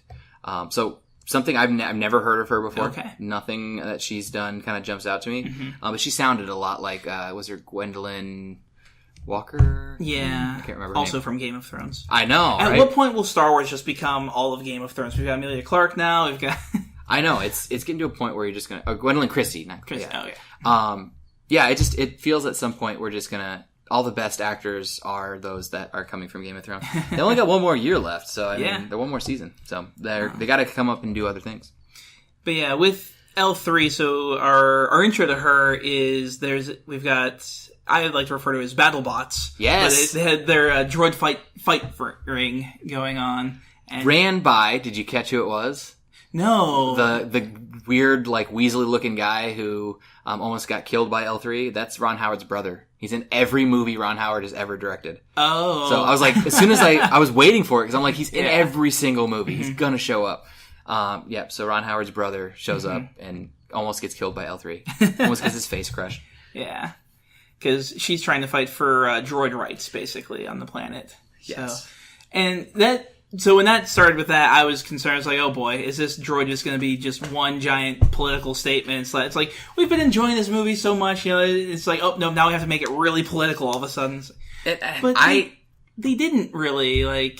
That's all she was to me, though. Yeah. Like, I even wrote down, she's the activist droid. Mm-hmm. Like, she's feisty and sassy, but the only thing that she ever does, outside of being a little feisty toward Han for sitting in her seat, is talking about, like, droid rights. Mm-hmm. I was like, it just felt like I needed something else. Droid rights and, well, I guess we did get a little bit of her love with... Yeah, we got which still to me is girl weird. talk with Kira. So, and they played this up, too. They talked about how Lando, at least Glover's portrayal of Lando, he is asexual.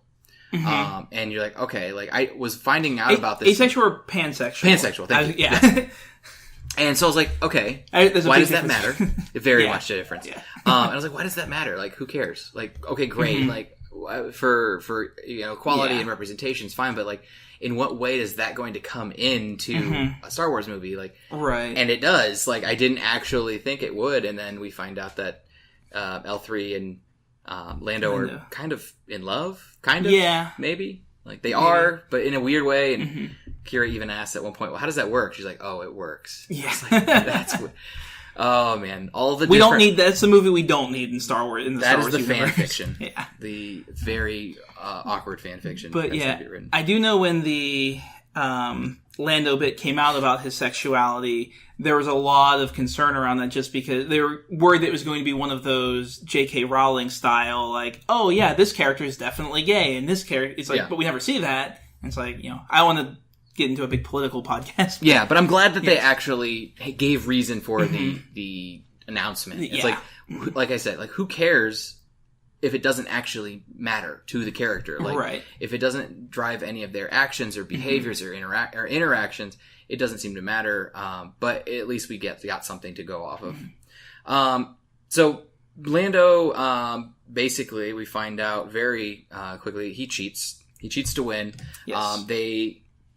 Han has done everything he needs to in order to lure Lando into this false sense of security of, hey, he's going to win. He's winning and winning and winning, and so then he offers up a ship that he doesn't actually have as collateral in their final hand, and gets Lando to put down the Falcon as his collateral for this bet.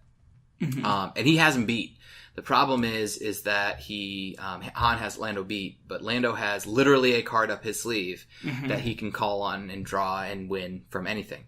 The reason that Han knows he cheated, though, is because he was counting cards, essentially. Yeah, which I thought that was, it's like, so you were also cheating. Yep. But it's like, but he cheated first. Yeah. His cheating was better than mine. Yeah. He knew that card, that couldn't have been played because...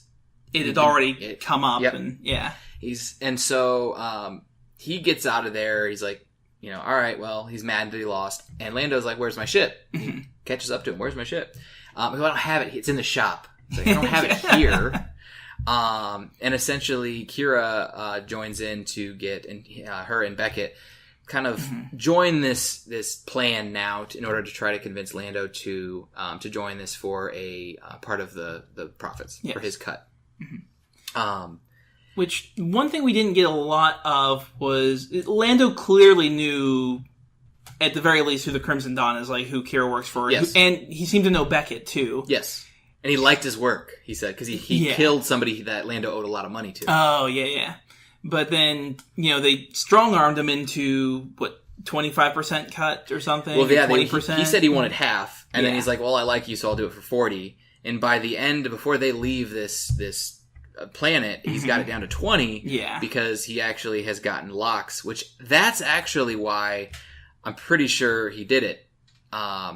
I think he knew that his ship had been that impounded, makes sense. and he knew that Beckett knew how to get him off. So he's like, "Oh, of course, I'll help you out." Oh my gosh, look what happened! You know how to get these off, don't you? Yeah, I think that's why he ultimately joined. That makes a lot more sense because I was wondering. I was like, why is he letting them like push him around? Like, I understand, probably part of a gang organization, but no, I think that he knew that his ship had been sense. locked in, and he needed. Because they had to cut themselves. Basically, it had been impounded. Yeah. Because they had to cut into where he was holding his ship, and then it had all these locks on it that Beckett just happened to know how to get him off. Yeah. So then he gets another 5% off of it, so he's at 20%. And he's fine with that because that's way more than he would have gotten. He's not sure exactly what they're doing yet. He doesn't think they're going to have to do this Kessel run. Yeah. But he knows that his ship can do it because it's the fastest in the galaxy. So then we get to Kessel. We start heading toward Kessel. And this is where we see this, they call it the Maelstrom, the space storm outside of Kessel. And I thought this was really cool. Visually, it looked neat. To me, though, it reminded me, and this is just a personal thing, they didn't do anything wrong. It reminded me too much of Galactus in the Silver Surfer movie. Like this swirling, and I was like, oh man. It just brought back bad memories of like poor portrayals of villains. But I thought it looked cool, and it was this idea of like there's only one way in and one way out. So it's like they're using the storm to their advantage because there's so much on this planet that's useful. And so they go into it, and they get into Kessel, and the plan seems to go fairly well up until the point where they find out that, and I kind of was lost with this. Plan's going fairly well. All of a sudden, though, L3 is like inspiring a revolt. She's talking to one of the droids. I don't know if it happened intentionally, but then once it started happening, she's like, "Oh yeah, this is what we want." Yeah, once it started going, it like just dominoed to this huge like whole planet revolt. And then, do we want to go into any detail about what the plan was? Sure, go ahead. Yeah, so the plan was, because we see it in, I'll say later Star Wars, but Episode 4, where they bring in Han and Chewie as prisoners. Well, they're selling them into slavery. Yep. And because they have, this Wookiee, and, they're really strong and they can be great miners or whatever. Yep. So they take their 2 future slaves off one way, and then we're going to distract everyone else in the command center the other way. I like that kind of throwback. Yeah. And I don't remember in Episode 4 who came up with the plan to infiltrate as we have captives. Was that Han's plan in Episode 4? I think it was. Which would make, because it's like, oh, hey, look, this works. Let's just try it again. I think it was, because that's how they got into the prison block where Leia was. I might have been, because Luke wouldn't have. Luke's a stupid teenager. He wouldn't have come up with anything. It might have been. So we do kind of get that. That'd be cool. Throwback in there too. Yeah, I'm just gonna look that up. But so they get into their kind of like elevator, their this lift, and that's where they start to beat everybody up, and then now they're going to go and they're going to try to get into where they have all of this reserve. And we also get to see Chewie wielding the arms of the guard that was against him. Yeah. that was like, great. I was like, wow, they went there. Well, and it's great because, you've got Han who like punches a guy, and then we pan over to Chewie who's got 2 arms in his hands. And you're like, oh my god, like he just destroyed this guy. And then Han's reaction is, that outfit would have fit me. Come on, man. Like, no, you didn't just rip arms off of a guy. You ruined the outfit. You ruined the uniform that would have fit me. Yeah, that felt very Han and Chewie. Like, that just seems like something that would happen at some point. This is great. And that was funny, too, is we never talked about this, but since you're talking about Han and Chewie moment, where he tells him his name, and he's like, Chewbacca, I don't have to give you a nickname. I'm not saying that every time. So there's this, like, tie into calling him Chewie. Yeah. Because there's no reason ever for us to say his name's Chewie. But now we kind of get a little... And that, I don't know how I felt about that, just because, like, when you give someone a nickname, you don't usually preface it with, I'm going to give you a nickname. You usually just start calling them something. So I was like, did we need that line? Well, and he calls him, like, and that's what's funny, too, about, like, their relationship. Throughout the 4, 5, and 6, he calls him so many different, like derogatory names that, like, Chewie's his nickname, but only, like, half the time. His other nicknames are, like, Furball or Fuzzball. Yeah. He's always calling him all this stuff.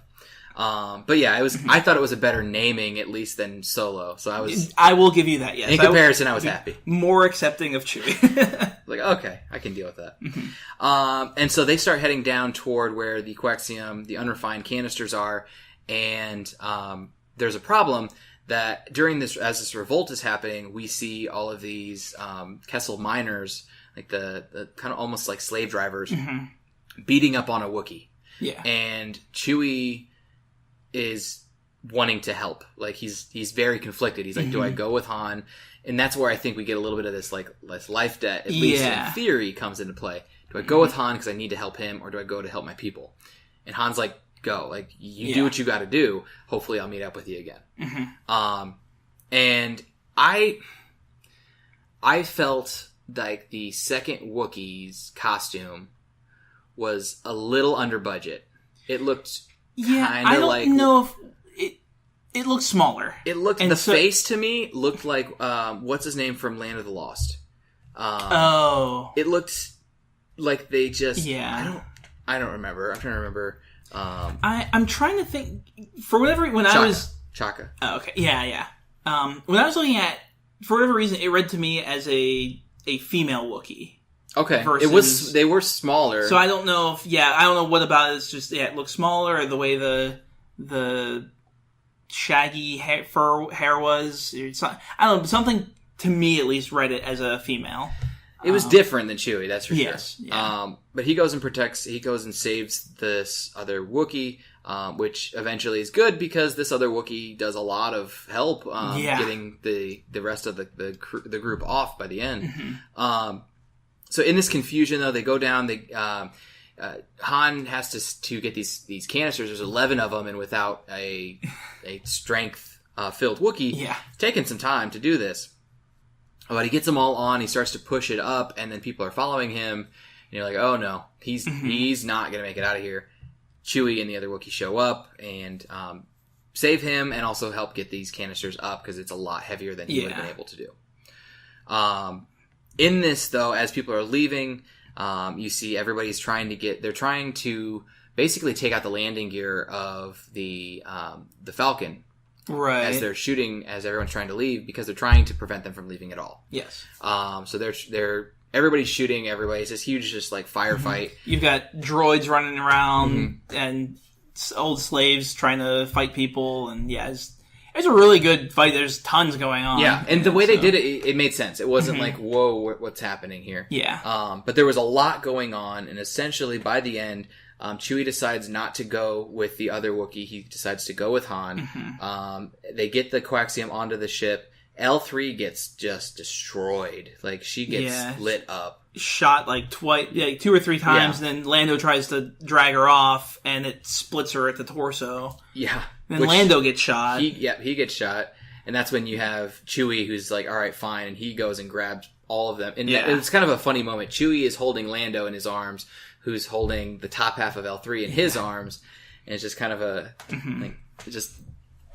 little ironic portrayal there. Yeah. But then they get everybody back on the ship. They get out of there. But now they have to get off of the planet, because it's not just as easy as getting off the planet. There's the maelstrom that surrounds the planet. And we're given the time frame also because it took them longer than it should have to get the coaxium, so that timer of if these things overheat is taken down. And they said it's going to take, and this is where you start to see like this like timeline and the time frame making more sense, because they say it's going to take us at least 20 parsecs to get there, and that's not enough time. Yeah. And they're like, oh, all right, because he can do it in 12. Yes. So now we're starting to get a little bit of this tie in. Yeah, and why it's so impressive that it's 12, and which I think is funny, because really, I mean, to the common Star Wars fan who doesn't like do all the research and hasn't read any of the books, this whole concept of the Kessel Run in 12 parsecs means nothing. Yes. You're just like, oh, okay, Kessel Run, like it's a fast ship, and that's what you're telling me. Good. I don't know what parsecs are. Like, you don't know any of this. You just know it's quick. But now you start to actually play everything together, and you realize they're going through a space storm, which on the way in they said basically is filled with debris and oxygen. Like monsters that don't require oxygen or something right. like that. You're like, okay, so it's basically like a just hell storm. Like it's horrible. Yeah. It's when you walk off the map in like Call of Duty or something. Exactly. You're going to die. I mean, you don't. They're flashing red lights. They're saying stop doing this. And they realize that they can do it because part of L3's system is that she has a navigation system that has pretty much everything in it. Yeah. It's completely intact. They rip it out of her, which is kind of weird. They rip it out of her, put it into the ship, and now she's part of the ship, which I think is cool. But they never... Did I miss some sort of I don't think navigation part of the... That's what I was trying to figure out too. It was like, oh, so she's... Now, I am glad that they just did it as navigation as opposed to her ever talking through the ship or anything. That would have been bad. Because then it would have been like, why did that never happen in 4, 5, and 6? Yeah. So, but it just seemed weird that they were like, she's a part of the ship now. And Lando was okay with that. But maybe that's why he calls it girl. Yeah. I know when they're plotting their course to jump to light speed through the asteroid field, I mean, they'd be a really weak tie together, but at the same time, they're able to plot a perfect course through the asteroid field at light speed. So, and they talked earlier the first time they jumped to light speed to Kessel of you got to make sure you're avoiding this and avoiding that, and luckily L3 has all of that in her mind. Yeah. And now it's in the ship. Now it's in the ship. So maybe that's even why. Maybe. But yeah. Was it necessary? Man. It just didn't seem... in order to get... connecting the navigation system makes sense. But to say that she was now part of the ship made it seem like there's more to it. There was no connection to anything else. You're like, oh, okay, that's how it happened. We're supposed to feel worse for Lando when he loses the Falcon now, I guess. Maybe. And so they plug up the system. It gets them through the maelstrom to avoid this blockade that has occurred, this Imperial blockade, because they found out there's a rebellion on Kessel, and they're preventing anybody from leaving. Yeah. So they go into the storm. The TIE fighters follow them in and don't last very long, which I thought was kind of fun that we had TIE fighters, but they were there and then gone. It was maybe 20 seconds. I mean, if you're looking at a point of realism, I don't think they ever would have followed them in. Oh, they wouldn't have. Yeah. But it was a really cool chase scene that we got. Another chase scene in the movie. I loved when he flipped the Falcon and basically used it like a spatula and knocked the other one into that was really cool. rock. Yeah. So that was cool. And his little drift that he did off of one of the asteroids there. Oh yeah. It's I saw this from a great pod racer. He died doing this. But we can do it. Yeah. And the visuals, it was just a cool scene inside the maelstrom. And then they finally get away from everything, and then it's just complete darkness, and they get their lights to come back on. And it was a lot like the episode 1 where all the lights are out, and then they turn them on. Yeah. And Jar Jar, big gooba fish, and he's like, oh my god. That's kind of how it felt, but this thing is, huge. It's almost the size of, a small planet or a moon. Yeah. It's huge. As I described it to my friends, it is a space kraken. Yes, and exactly. Which falls into all of the naval sea stuff. It's now we have the Kraken as well. Oh yeah. In my opinion, I think every movie needs a space Kraken at this point, but I'm partial. The bar has been set very high for movies, just any movies. It's Jurassic World, space Kraken. Yeah. Adrift, space Kraken. Again, though, maybe that would make sense. Yeah. So yeah, and this is where I thought was kind of cool because when you see the Falcon, the way you know it as this basically this disc with 2 prongs on the front. Yes. When you see it now, there's no prongs. It's there's space. There's a filler, an escape pod that we find out between them. And so when they're trying to get away from the space Kraken. They see this it's a gravity hole that is inside the storm, and they're trying to get close to it without getting too close to try to get the Kraken off of them. Yeah. And he shoots the escape pod into it. The monster follows it. Lando's like, my escape pod. But then you start to see the Falcon as you know it. Yes. It's missing the escape pod. That's what that missing space was. Which I was like, okay, that's kind of cool. Yeah, I thought that was neat that kind of came into play like that. Because, like you said, it's a very classically styled ship. You know it. Yeah. When you see it different, you're like, what happened? Why does it look different? And they didn't need that. but it's Right. kind of cool to show how it became the ship that we know. Yeah. I liked it. And the escape pod goes into the gravity hole. The monster does, but the monster is taking a very long time to be destroyed in this gravity hole, and essentially is like holding on and attacking the Falcon, while they are also somewhat held into this gravity, this pull. So Beckett goes to get some of this coaxium from one of the canisters and put it into the ship's core. And they're like, won't that destroy it? Like, isn't that too much? And they're like, not if you put it, like, I don't remember, like, there's like a system. He's like, not if you get it this way. I'm like, okay, sure. To be fair, like, their options were blow themselves up with coaxium, sit here in this gravity well until the coaxium overheats and then blows them up, or get sucked into the gravity well. So, out of the three options, yes. you know. made a lot of sense. Let's try the thing that might get us out. So, yeah, and the timing of everything gets really close, and they put the coaxium in, and it gives them this huge boost through, and they jump to light speed through this very small gap. And that reminds me, too, the other thing they said that was inside this storm were the crashing planets. Like, they said, like, there were dead planets in this, and that's what we were seeing, is we were seeing two planets coming together that were about to crash, and they had a sliver to get through.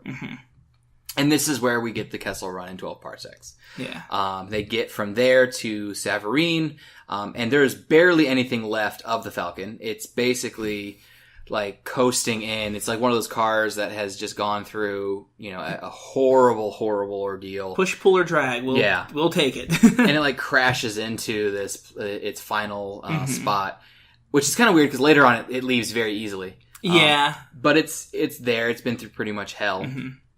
And they start to process this fuel on Savareen. It's kind of an interesting like sequence because we have this happen, and then they go. You've got Chewie, Kira, Han, and Beckett. They all go up after doing this up to kind of this little outdoor like a tent, like an outpost. It's just this like outpost. And a guy's like, "I hear you make good bourbon here." And he's like, Beckett says. And the guy, like, backs off, like, I don't know what you're saying. And then immediately you hear Beckett's name, turn around, Infant's Nest is there, and the Cloud Riders as well. And it's kind of like one of those moments where you're like, oh, that sucks. Like, just went through all this, and they're going to try to steal it from you. Yeah. And it should be mentioned, too, the reason Infant's Nest could find them was because they had put a tracker on the Millennium Falcon back on whatever planet land is from, Which I thought was a weird, like, it makes sense by the end of the movie, but the way, because you don't see them again until the end. Right. It's not like they're always kind of like on the tail of. Yeah, they didn't like follow them to Kessel and follow. Yeah, it's just.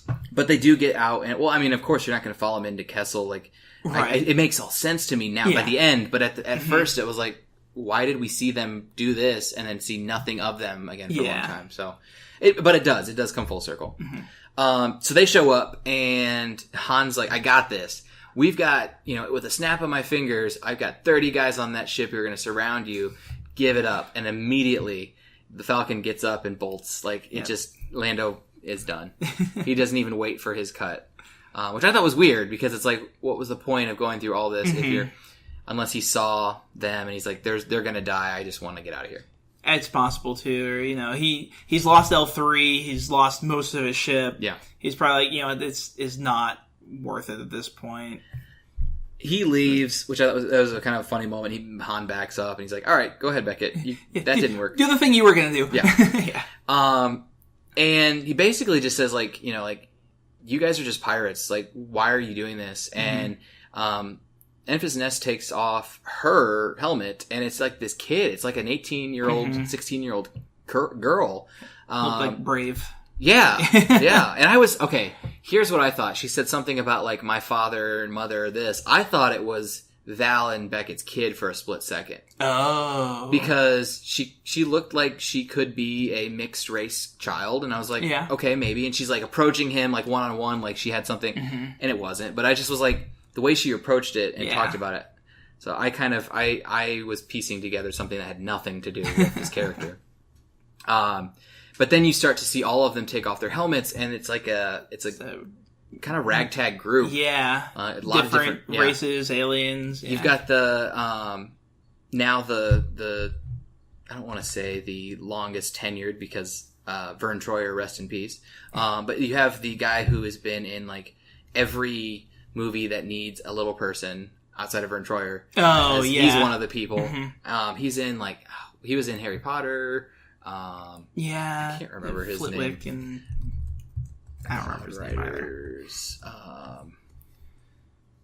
We'll see if I can find Okay. some of them. But yeah, we essentially learn that we get their side of the story at this point, which Yes. is all this coaxium is being used for basically fueling weapons of death and destruction. These Crimson Dawn or whatever groups are floating around out there are just using it to take out all of these planets if they don't like what they're doing. yeah. Warwick Davis. That's who it is. Oh my gosh, yeah. Yeah, and he was actually, it's funny because he played Wicket in the first Star Wars. Or not the first Star Wars, in Episode 6. Return of the Jedi. Okay. So he is, and he also was he was in the franchise in Episode 1. That's pretty cool. Wow. They get to play drooling... his daughter is also one of the dueling droids on the set in the BattleBots. Really? Yeah. That's very cool. That's fun. Does she win? Is she the one that wins? I don't remember. But yeah, so because you see Warwick Davis, you're like, oh my god, yeah, of course it's him. Yeah. But yeah, so he's in it. But yeah, go ahead, keep going. But yeah, we basically learned that, all these people who come from planets have been being oppressed that have tried to rise up against them, but then, with crews like Beckett that keep fueling the Crimson Dawn with coaxium, it's helping them wipe out these planets, whereas with them stealing the coaxium, it's helping them fight back. Yeah. So, and we find, I mean, we can say it now because it's not like a spoiler or anything at this point, now that we know that they're not these bad guys, is that they are kind of part of, or at least some of these roots of the rebellion. Yeah. They are fighting back against these oppressors who have got ties to the Empire. They're trying to fight. They're the rebellion. And so you're like, okay, it feels more like they might be the start of the rebellion almost. Yeah. But they definitely have ties to, at least. Beckett, at this point, though, he's out. He doesn't want to face Voss. He doesn't think that this situation can kind of rectify itself. And so he leaves. He's basically going to run for it and see what he can do. Yeah. He doesn't want to try and trick Voss like Han does. He doesn't think there's any way around it.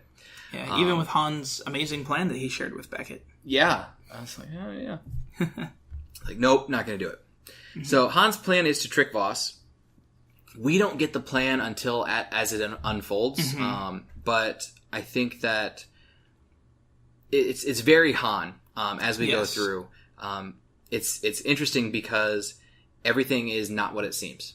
Yeah, I really you get the very tropey plot of. Can we talk about what the actual? Yeah, I guess we're in spoiler mode. Yeah, so. we're way past that. That's fair. We get the trope of the old switcheroo, like let's give them some fake stuff and make them think it's the real stuff, and we'll keep the real stuff. Yep. And so you're going. It's like, is this really the plan we're gonna go with? And then everything just starts going.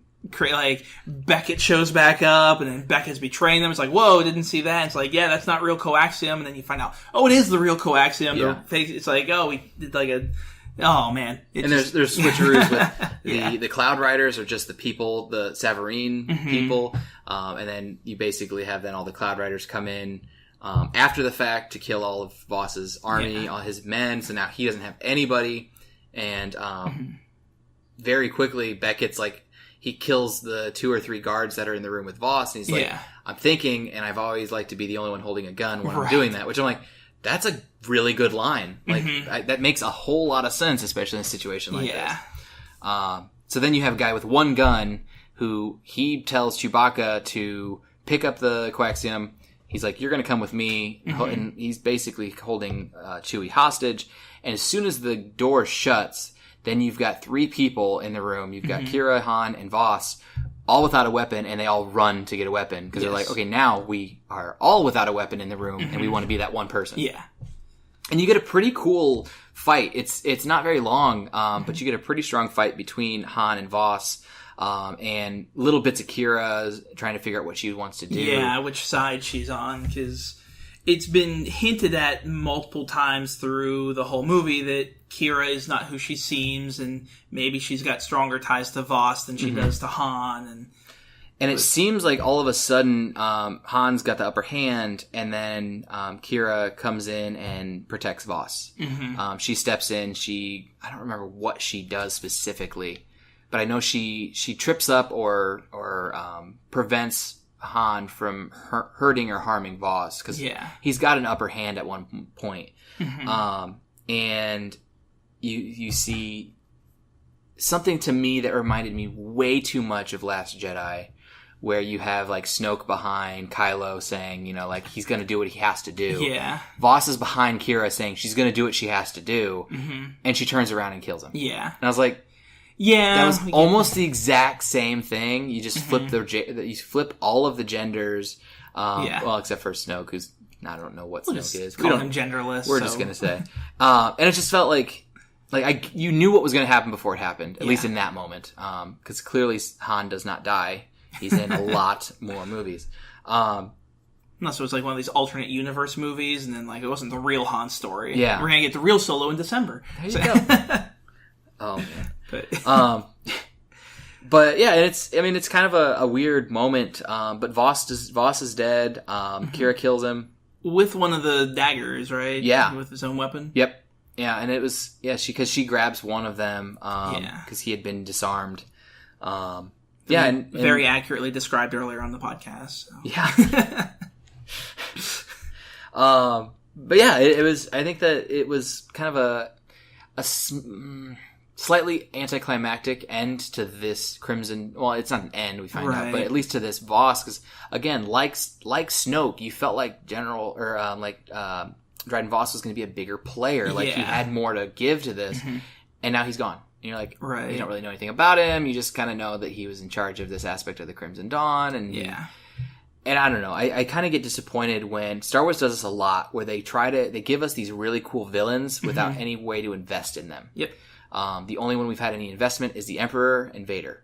Yeah. That's really been it. And it's disappointing. Because they introduced Darth Maul in Episode 1 and killed him off immediately. Yep. And it's just, Boba Fett, like we said earlier, really never gets any standing.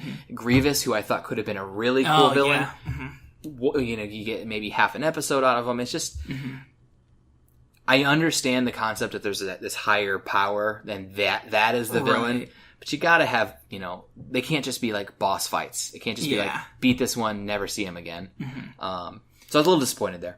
But then, from a writing standpoint too, though, I can see where you want to avoid kind of the, he always manages to get out in the last minute type thing, so. But then you get that with heroes a lot, so it's like, you can let the villains have it. Yeah. So. Well, and that builds up a little bit. And here's the thing, too, is with this movie, is where does a lot of this at the end that we're going to talk about here, where do we go from here? Because this is not necessarily like hey, we're going to have more movies. Right. It's a standalone. It's not, there's no sequel to a standalone. So what are we going to see, in maybe another standalone? Maybe the Boba Fett one has some more tie-ins to some of this. Yeah. Or maybe we're going to see a little bit of this come together now with the final episode, episode 10.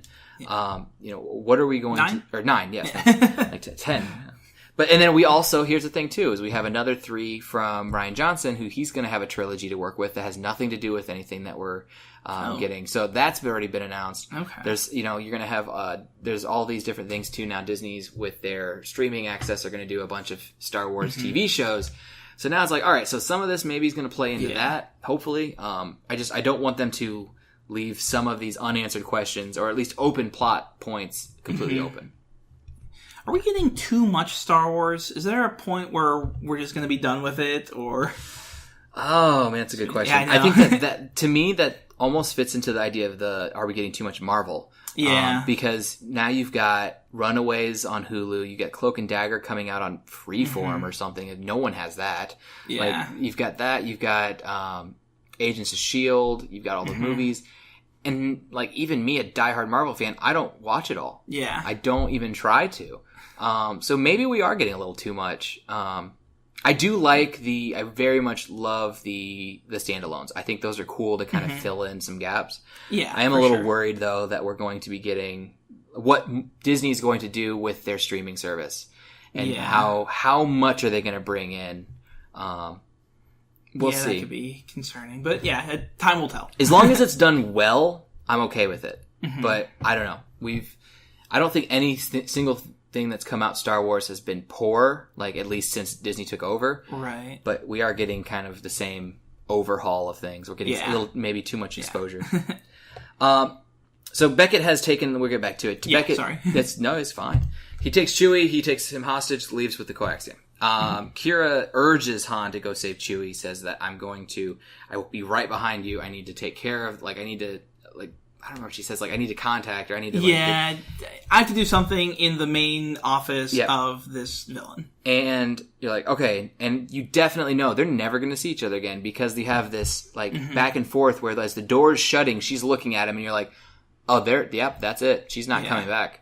And so he goes down to save Chewie and she takes his ring, Voss's ring, puts it into this, key hole, and then this brings up a hologram of Voss's boss, the overlord to this Crimson Tide, and you find out that it is that Voss's master, essentially, or a boss, was Darth Maul. Darth freaking Maul. Yep, he's back. But now he's only referred to as Maul, which I think is good because he is no longer a Sith. Because at this point, the Sith we haven't gotten back to this point where you have the Emperor and Vader and all this hasn't really come back. So he's just Maul now at this point, and he has come back.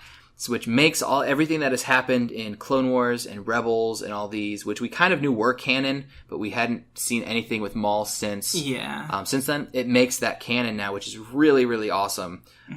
Because Darth Maul, as we had said just a little bit ago, was such an awesome character. It was not brought. There was just not enough development of his character. And there were a couple things too with that. I didn't mention it earlier, but we were describing. Vol's blade weapon that he had. And it was glowing red. And, for a very brief moment when I first saw it watching the movie, because it's on both sides of his hands, oh, that's kind of like a Darth Maul lightsaber. That's kind of cool. And then I completely pushed that out, because, we know there is no Darth Maul. It's oh my gosh, it was probably actually designed after Darth Maul's lightsaber. Which is really cool. That was one of those swerves that if you're paying attention, you're like, oh, we're going to see Darth Maul by the end of this movie.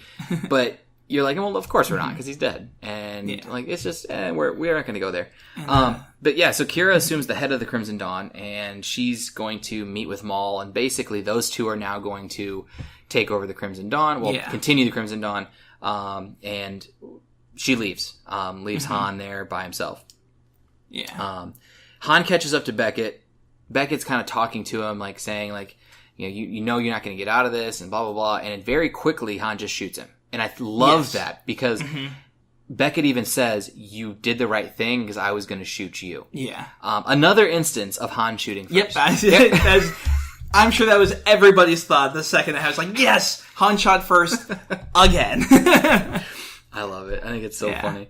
But it was a really cool final Beckett didn't expect him to shoot him, but he then kind of realized he did the right thing. Which also too then is Beckett's kind of passing on the torch of this smuggler and gangster to Han. Over on Tatooine. Yeah, and he mentions that, which was kind of this tie to Jabba. Essentially, is basically what gets Han to Tatooine, which shows us that the events of this movie are very much in the timeline close to the beginning of Episode 4. As Rogue One was very close to the beginning of Episode 4, seconds away from. This one is probably within a couple days or weeks, months, if that, away from. So it's kind of cool to see what's going on in this universe at the same time or right before everything that we know as being as the major storylines. Essentially, we just see the only thing that we have to talk about still is how does Han get the Falcon? Because at this point, there's no Falcon in Han's hands. He does not have the this at all. So they do end up, I don't know where the planet is. It seems kind of more jungle-like. Right. But they end up going to find him and play another game of sabacc. And at this point, Han, he has a really like strong handshake when he meets him. And you're like, okay, that was a little unnecessary. But then they start by threatening him too. Oh yeah, they get Chewie in there and growling at him. Because like, you left us there, and he's like, oh no, it's okay. Like, and it's funny because Lando, it flips. He seems at the beginning, he's like, oh my gosh, I'm so happy to see you guys. You survived, basically. Yeah. Like I never thought I would see you again. And he's like, how about another game of sabacc? He's like, of course. And so they start playing. And the cheating card was stolen in the handshake. Yes. And he's like, oh, you didn't have this? And he's like, oh no. And you could see on his face, he knows that he's lost the ship. And it's pretty much just this, like, Lando is left to contemplate his demise, and Han and Chewie get on the ship, and they're like, where to? Here, there's this thing on Tatooine. And it ends in a very, like, Han and Chewie Millennium Falcon way with them jumping to light speed. Yeah. So visually, I thought it was a cool ending. It made sense. So, did we miss anything? I think we hit pretty much everything. Going through all the big things that we know about Han Solo is his name is Han Solo. Yep. So glad we got that. Yeah, I know. Oh man. He met Chewbacca, saved his life, and got a life debt. Yep. So we got that. We made the Kessel Run in 12 parsecs, which rounded down is 12. It would have been 13. Like we're rounding down. Yeah, we get that little bit from Chewie, which is I like that. And then Millennium Falcon. I'm so our unanswered questions I think is really where do Kira and Maul fit into everything going forward. Essentially, how quickly are we now? Because we know that when Han goes to Tatooine, he does some sort of a job for Jabba, and that goes wrong because he dumps the cargo, I believe. Because we learn about that in episode. He's like he had to dump it, otherwise he would have been caught. But that cargo is what Jabba wanted, and so now he owes him. And so, how in the timeline, how quickly, does it take for this job to go? Is it like a week? He gets there, he goes and does the job, and then that's when he comes back. Well, and also we don't know was this his first job with Jabba. Maybe he's been with him for a while. It's like, hey, now I trust you with this really important job. Why did you mess it up? Yeah. So we do have a little bit there, and then that's pretty much it. And essentially, how does Lando end up on Cloud City? We kind of get this idea that he in episode 5 that he goes there and the people love him and they kind of just embrace him and then he becomes their leader. But how does he get there? Yeah. Like, that's something that I actually thought that that's where he would have gotten the Falcon. I thought that's where they were going to go. Oh, they were going to end on Cloud City. Because then we could find out maybe why he had got there or whatever it might have been. But yeah, so we got a couple unanswered questions, but like you'd said earlier, there's no major plot holes where you're like, this is setting up for a sequel. It's more of just, where do the pieces fit into the rest of the puzzle from here? Yeah. Because they all separate. Like Kira and Darth Maul are going off and doing their own thing. And so they're not really tied to Han's story anymore, other than the fact that Kira and Han know each other. And they're not currently tied to Star Wars as we know it, really. Because I don't think Crimson Dawn is ever mentioned I don't think so. in any of the other episodes. I don't believe so. Yeah, the official Star Wars episodes.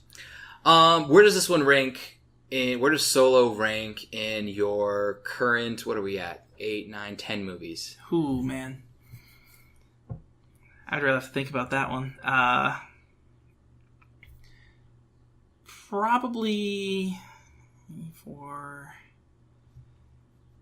maybe right in like 5 or 6, I'd say. Okay. What does it beat? Episodes 1 and 2, definitely. And then, for me, it beats Rogue One and Last Jedi, the most recent one. Yeah. Yeah, I'm up there. I think that it's definitely not as bad as I thought. I loved Rogue One. I was really biased. I don't know why I liked it so much. I'm really I'm excited. We should do a whole other episode where you just talk about Rogue One and that's about how much I hate about it. Everybody either loved it or hated it. Like, there was not a middle ground where people are like, oh, it was okay. Like, no, I just was like, I loved that they had no ties to any, like, they had no commitment to anybody getting out of it. Which the only thing I approved of that one was that they did do what they needed to with all the characters at the end. Yeah. It's like, okay, great. But that was the only thing. I was like, the rest of it, I was just like, this doesn't make any sense. Yeah, this is a movie to fill a plot hole that people just complain about. Yeah, one plot hole. Yeah. Yeah. But I think that, like, for me, Rogue One, I think, was better. But I think that it's hard because with this, it is very much like the original 3. Mm-hmm. It fits a lot of the campiness and just doesn't try to take itself too seriously. It's not as dark as Force Awakens or Last Jedi. It's not as just awful as the prequel trilogy. I do think the third movie was better and I noticed that you did not have it in that it beat out. Yeah, it's like, right, I could probably switch it. Like, it's close. I like the third one for the reason why nobody likes... Well, and I am not a huge fan of the prequel trilogy, but I do think it has a place because it's the politics of war. And that's why a lot of people didn't like it, because it was boring or it kind of got a little too weird. But I like it for what it is. Or Hayden Christensen's acting. Yes, that alone. Like the first one, Darth Maul and pod racing. Awesome. Yes. Everything else, what the hell? Like, what are you doing? Seeing Gunga City for the first time. Awesome. The actual Jar Jar Binks and all the Gungans. What the hell are you doing? Like, everything just like kind of kicked its own ass. But I'm not gonna lie, in episode 2, I did really like the Colosseum scene, but I think that's because I was really attached to how cool the aliens looked. Well, and I love the fact that I loved the start of the Clone War. Like that was cool to see the Jedi's taking over as generals, and you seeing like just the hundreds of Jedi pouring out and saying this is a war. The Genosians to me were like. And like the whole like factory was just stupid because I mean, again, it was like I think that the first 3 movies, everything that they did well, they figured out a way to screw up. Yes, it's like we had something awesome, but we're gonna ruin it by going too far. So, but I don't know. I would probably put it in the if not 5 or 6 spot, 7. It definitely, and that's just because I'm a huge Star Wars fan, and even finding bad reasons for things, it's difficult. I thought it was going to be way at the end. Like, I thought it was going to be worse than all the prequels. Especially because they didn't hype it up. So it's like, why would they not hype this up? It's probably not that great. And it's like, it came out, like you said, randomly in May instead of at their usual release date. It didn't fit. So I was concerned. But I thought it was a lot better. If people are listening and they want to now see it now that they say like, okay, it was good and we know some things about it, I recommend it. I think it was very well done. It's definitely a Ron Howard type of movie. He doesn't take things absolutely seriously, but he definitely wants to do them well. And I think there are enough nods throughout the Star Wars universe to answer some questions. At the same time, I think it's kind of important to realize that it's not trying to answer everything. It's just giving you some more filler. Giving you some more answers. Let's see. So, what are your final thoughts? And then I had it as one thing, but we had something that we talked about. So, ranking of instead of 1 to 5 stars, let's do Space Krakens, or even better, Space Kraken tentacles. Oh, okay. So 1 to 5. And your final thoughts. What did you think overall? Wrapping it up, and then give it a ranking. Yeah. Overall, I'd say it's a very enjoyable movie. Like it's fun to go watch. You learn everything you want to know about Han Solo's in there. It's got its gritty parts, it's got its action parts, it's got its funny parts, and nothing felt like it was overdone. And I feel like in some of the more recent ones, I've gotten overdone pieces. So I would probably give it a, for me, it's a 4 Space Kraken tentacles out of 5. So. All right, excellent. Yeah, I kind of gave my final thoughts as I was realizing, but no, I agree with you on a lot of that. I think that it was fun. I went in with some like we said, some very low expectations, didn't really know what to expect, but I enjoyed it. The visuals were strong. Like I said, Alden Ehrenreich, if that's how you say his name, did his own thing while still giving tribute to everything that made Han Solo Han Solo. It wasn't trying to completely just reshape or repeat what Harrison Ford had done. So I appreciated that. And you had enough of these other pieces. I love Woody Harrelson's character. Again, it was much just, as we're starting to see, a lot of Woody Harrelson's characters in his later career are just smaller versions of Woody Harrelson. But it was different enough. It fit the Star Wars universe as the character needed to. So I was happy with it. And I loved the Darth Maul throw in. That made it that was huge. That I needed something to really shift it for me, and that was really cool to see. So I'm gonna give it. I'll give it a 3.5 tentacles. Half of one tentacle has been sucked into the gravity hole. But yeah, it was good. It was a good movie. I would definitely see it again to try to catch some more of these little references and see what I can see. Sure. Now, seeing it almost in a new light as a Western, I'd want to see how much more of it did I miss. Almost at the, and we're saying this at the end with almost the standoff between Enfys Nest and Beckett. Oh, like, yeah. where they're standing there and everyone's just like standing. And you've got like the saloon behind them. Yeah, oh my gosh. So like there's this all these was a Western. things. We watched a Western. We did. So yeah, I thought it was cool. So, but that's about it. Kind of looking at our time, we're doing pretty well here. So before I sign off and kind of tell everything that's going on, just thanks for coming on. That's a good conversation. Oh yeah, no, it was a blast. It's my podcast debut, so we'll have to find some more things that you're into and get you on the podcast again here soon. For sure, so, yeah. I was looking for people to go to movies with, so absolutely. Do you have Movie Pass yet? I don't. Oh, you got to get Movie Pass. Okay. Definitely worth it. I was able to see Solo when I saw this, and then went and finally caught up on Deadpool 2. Nice. And it only cost me to catch up on. Yeah, it's well worth it if you can get into it. All right, so next week we are looking at a couple different movies. I'm hoping to go see American Animals, which is this kind of weird like gangster crime movie that includes what's his name from American Horror Story. Everybody, all of my friends are going to be very mad that I can't think of his name. Let's see. Oh, well, if I can't go see this one, I am going to be seeing Action Point, the new Johnny Knoxville, basically the next Jackass movie. But that one definitely is going to be a different review than American Animals. Evan Peters, there we go. Evan Peters and Barry Keoghan. Just some kind of new up-and-coming actors. Looks really, really cool heist movie with some dark tendencies. So if that one doesn't make its way around, it's kind of an indie film. We'll go and see some Action Point and look at people getting hit in the nuts and laugh at it and everything. So very different movies. So we'll see next week which one I end up seeing. But as always, if you guys want to reach out and give us your feedback and your thoughts on what we talked about today, you can do so on Twitter at DriveInEventide, or you can email me at driveineventide@gmail.com. Until next time, until we find out if we're going to see guys getting hit in the nuts or guys breaking into banks, we will see you guys later. Steven, thanks for coming on again. Yeah, no problem. Thanks for having me. No problem. You guys drive home safe.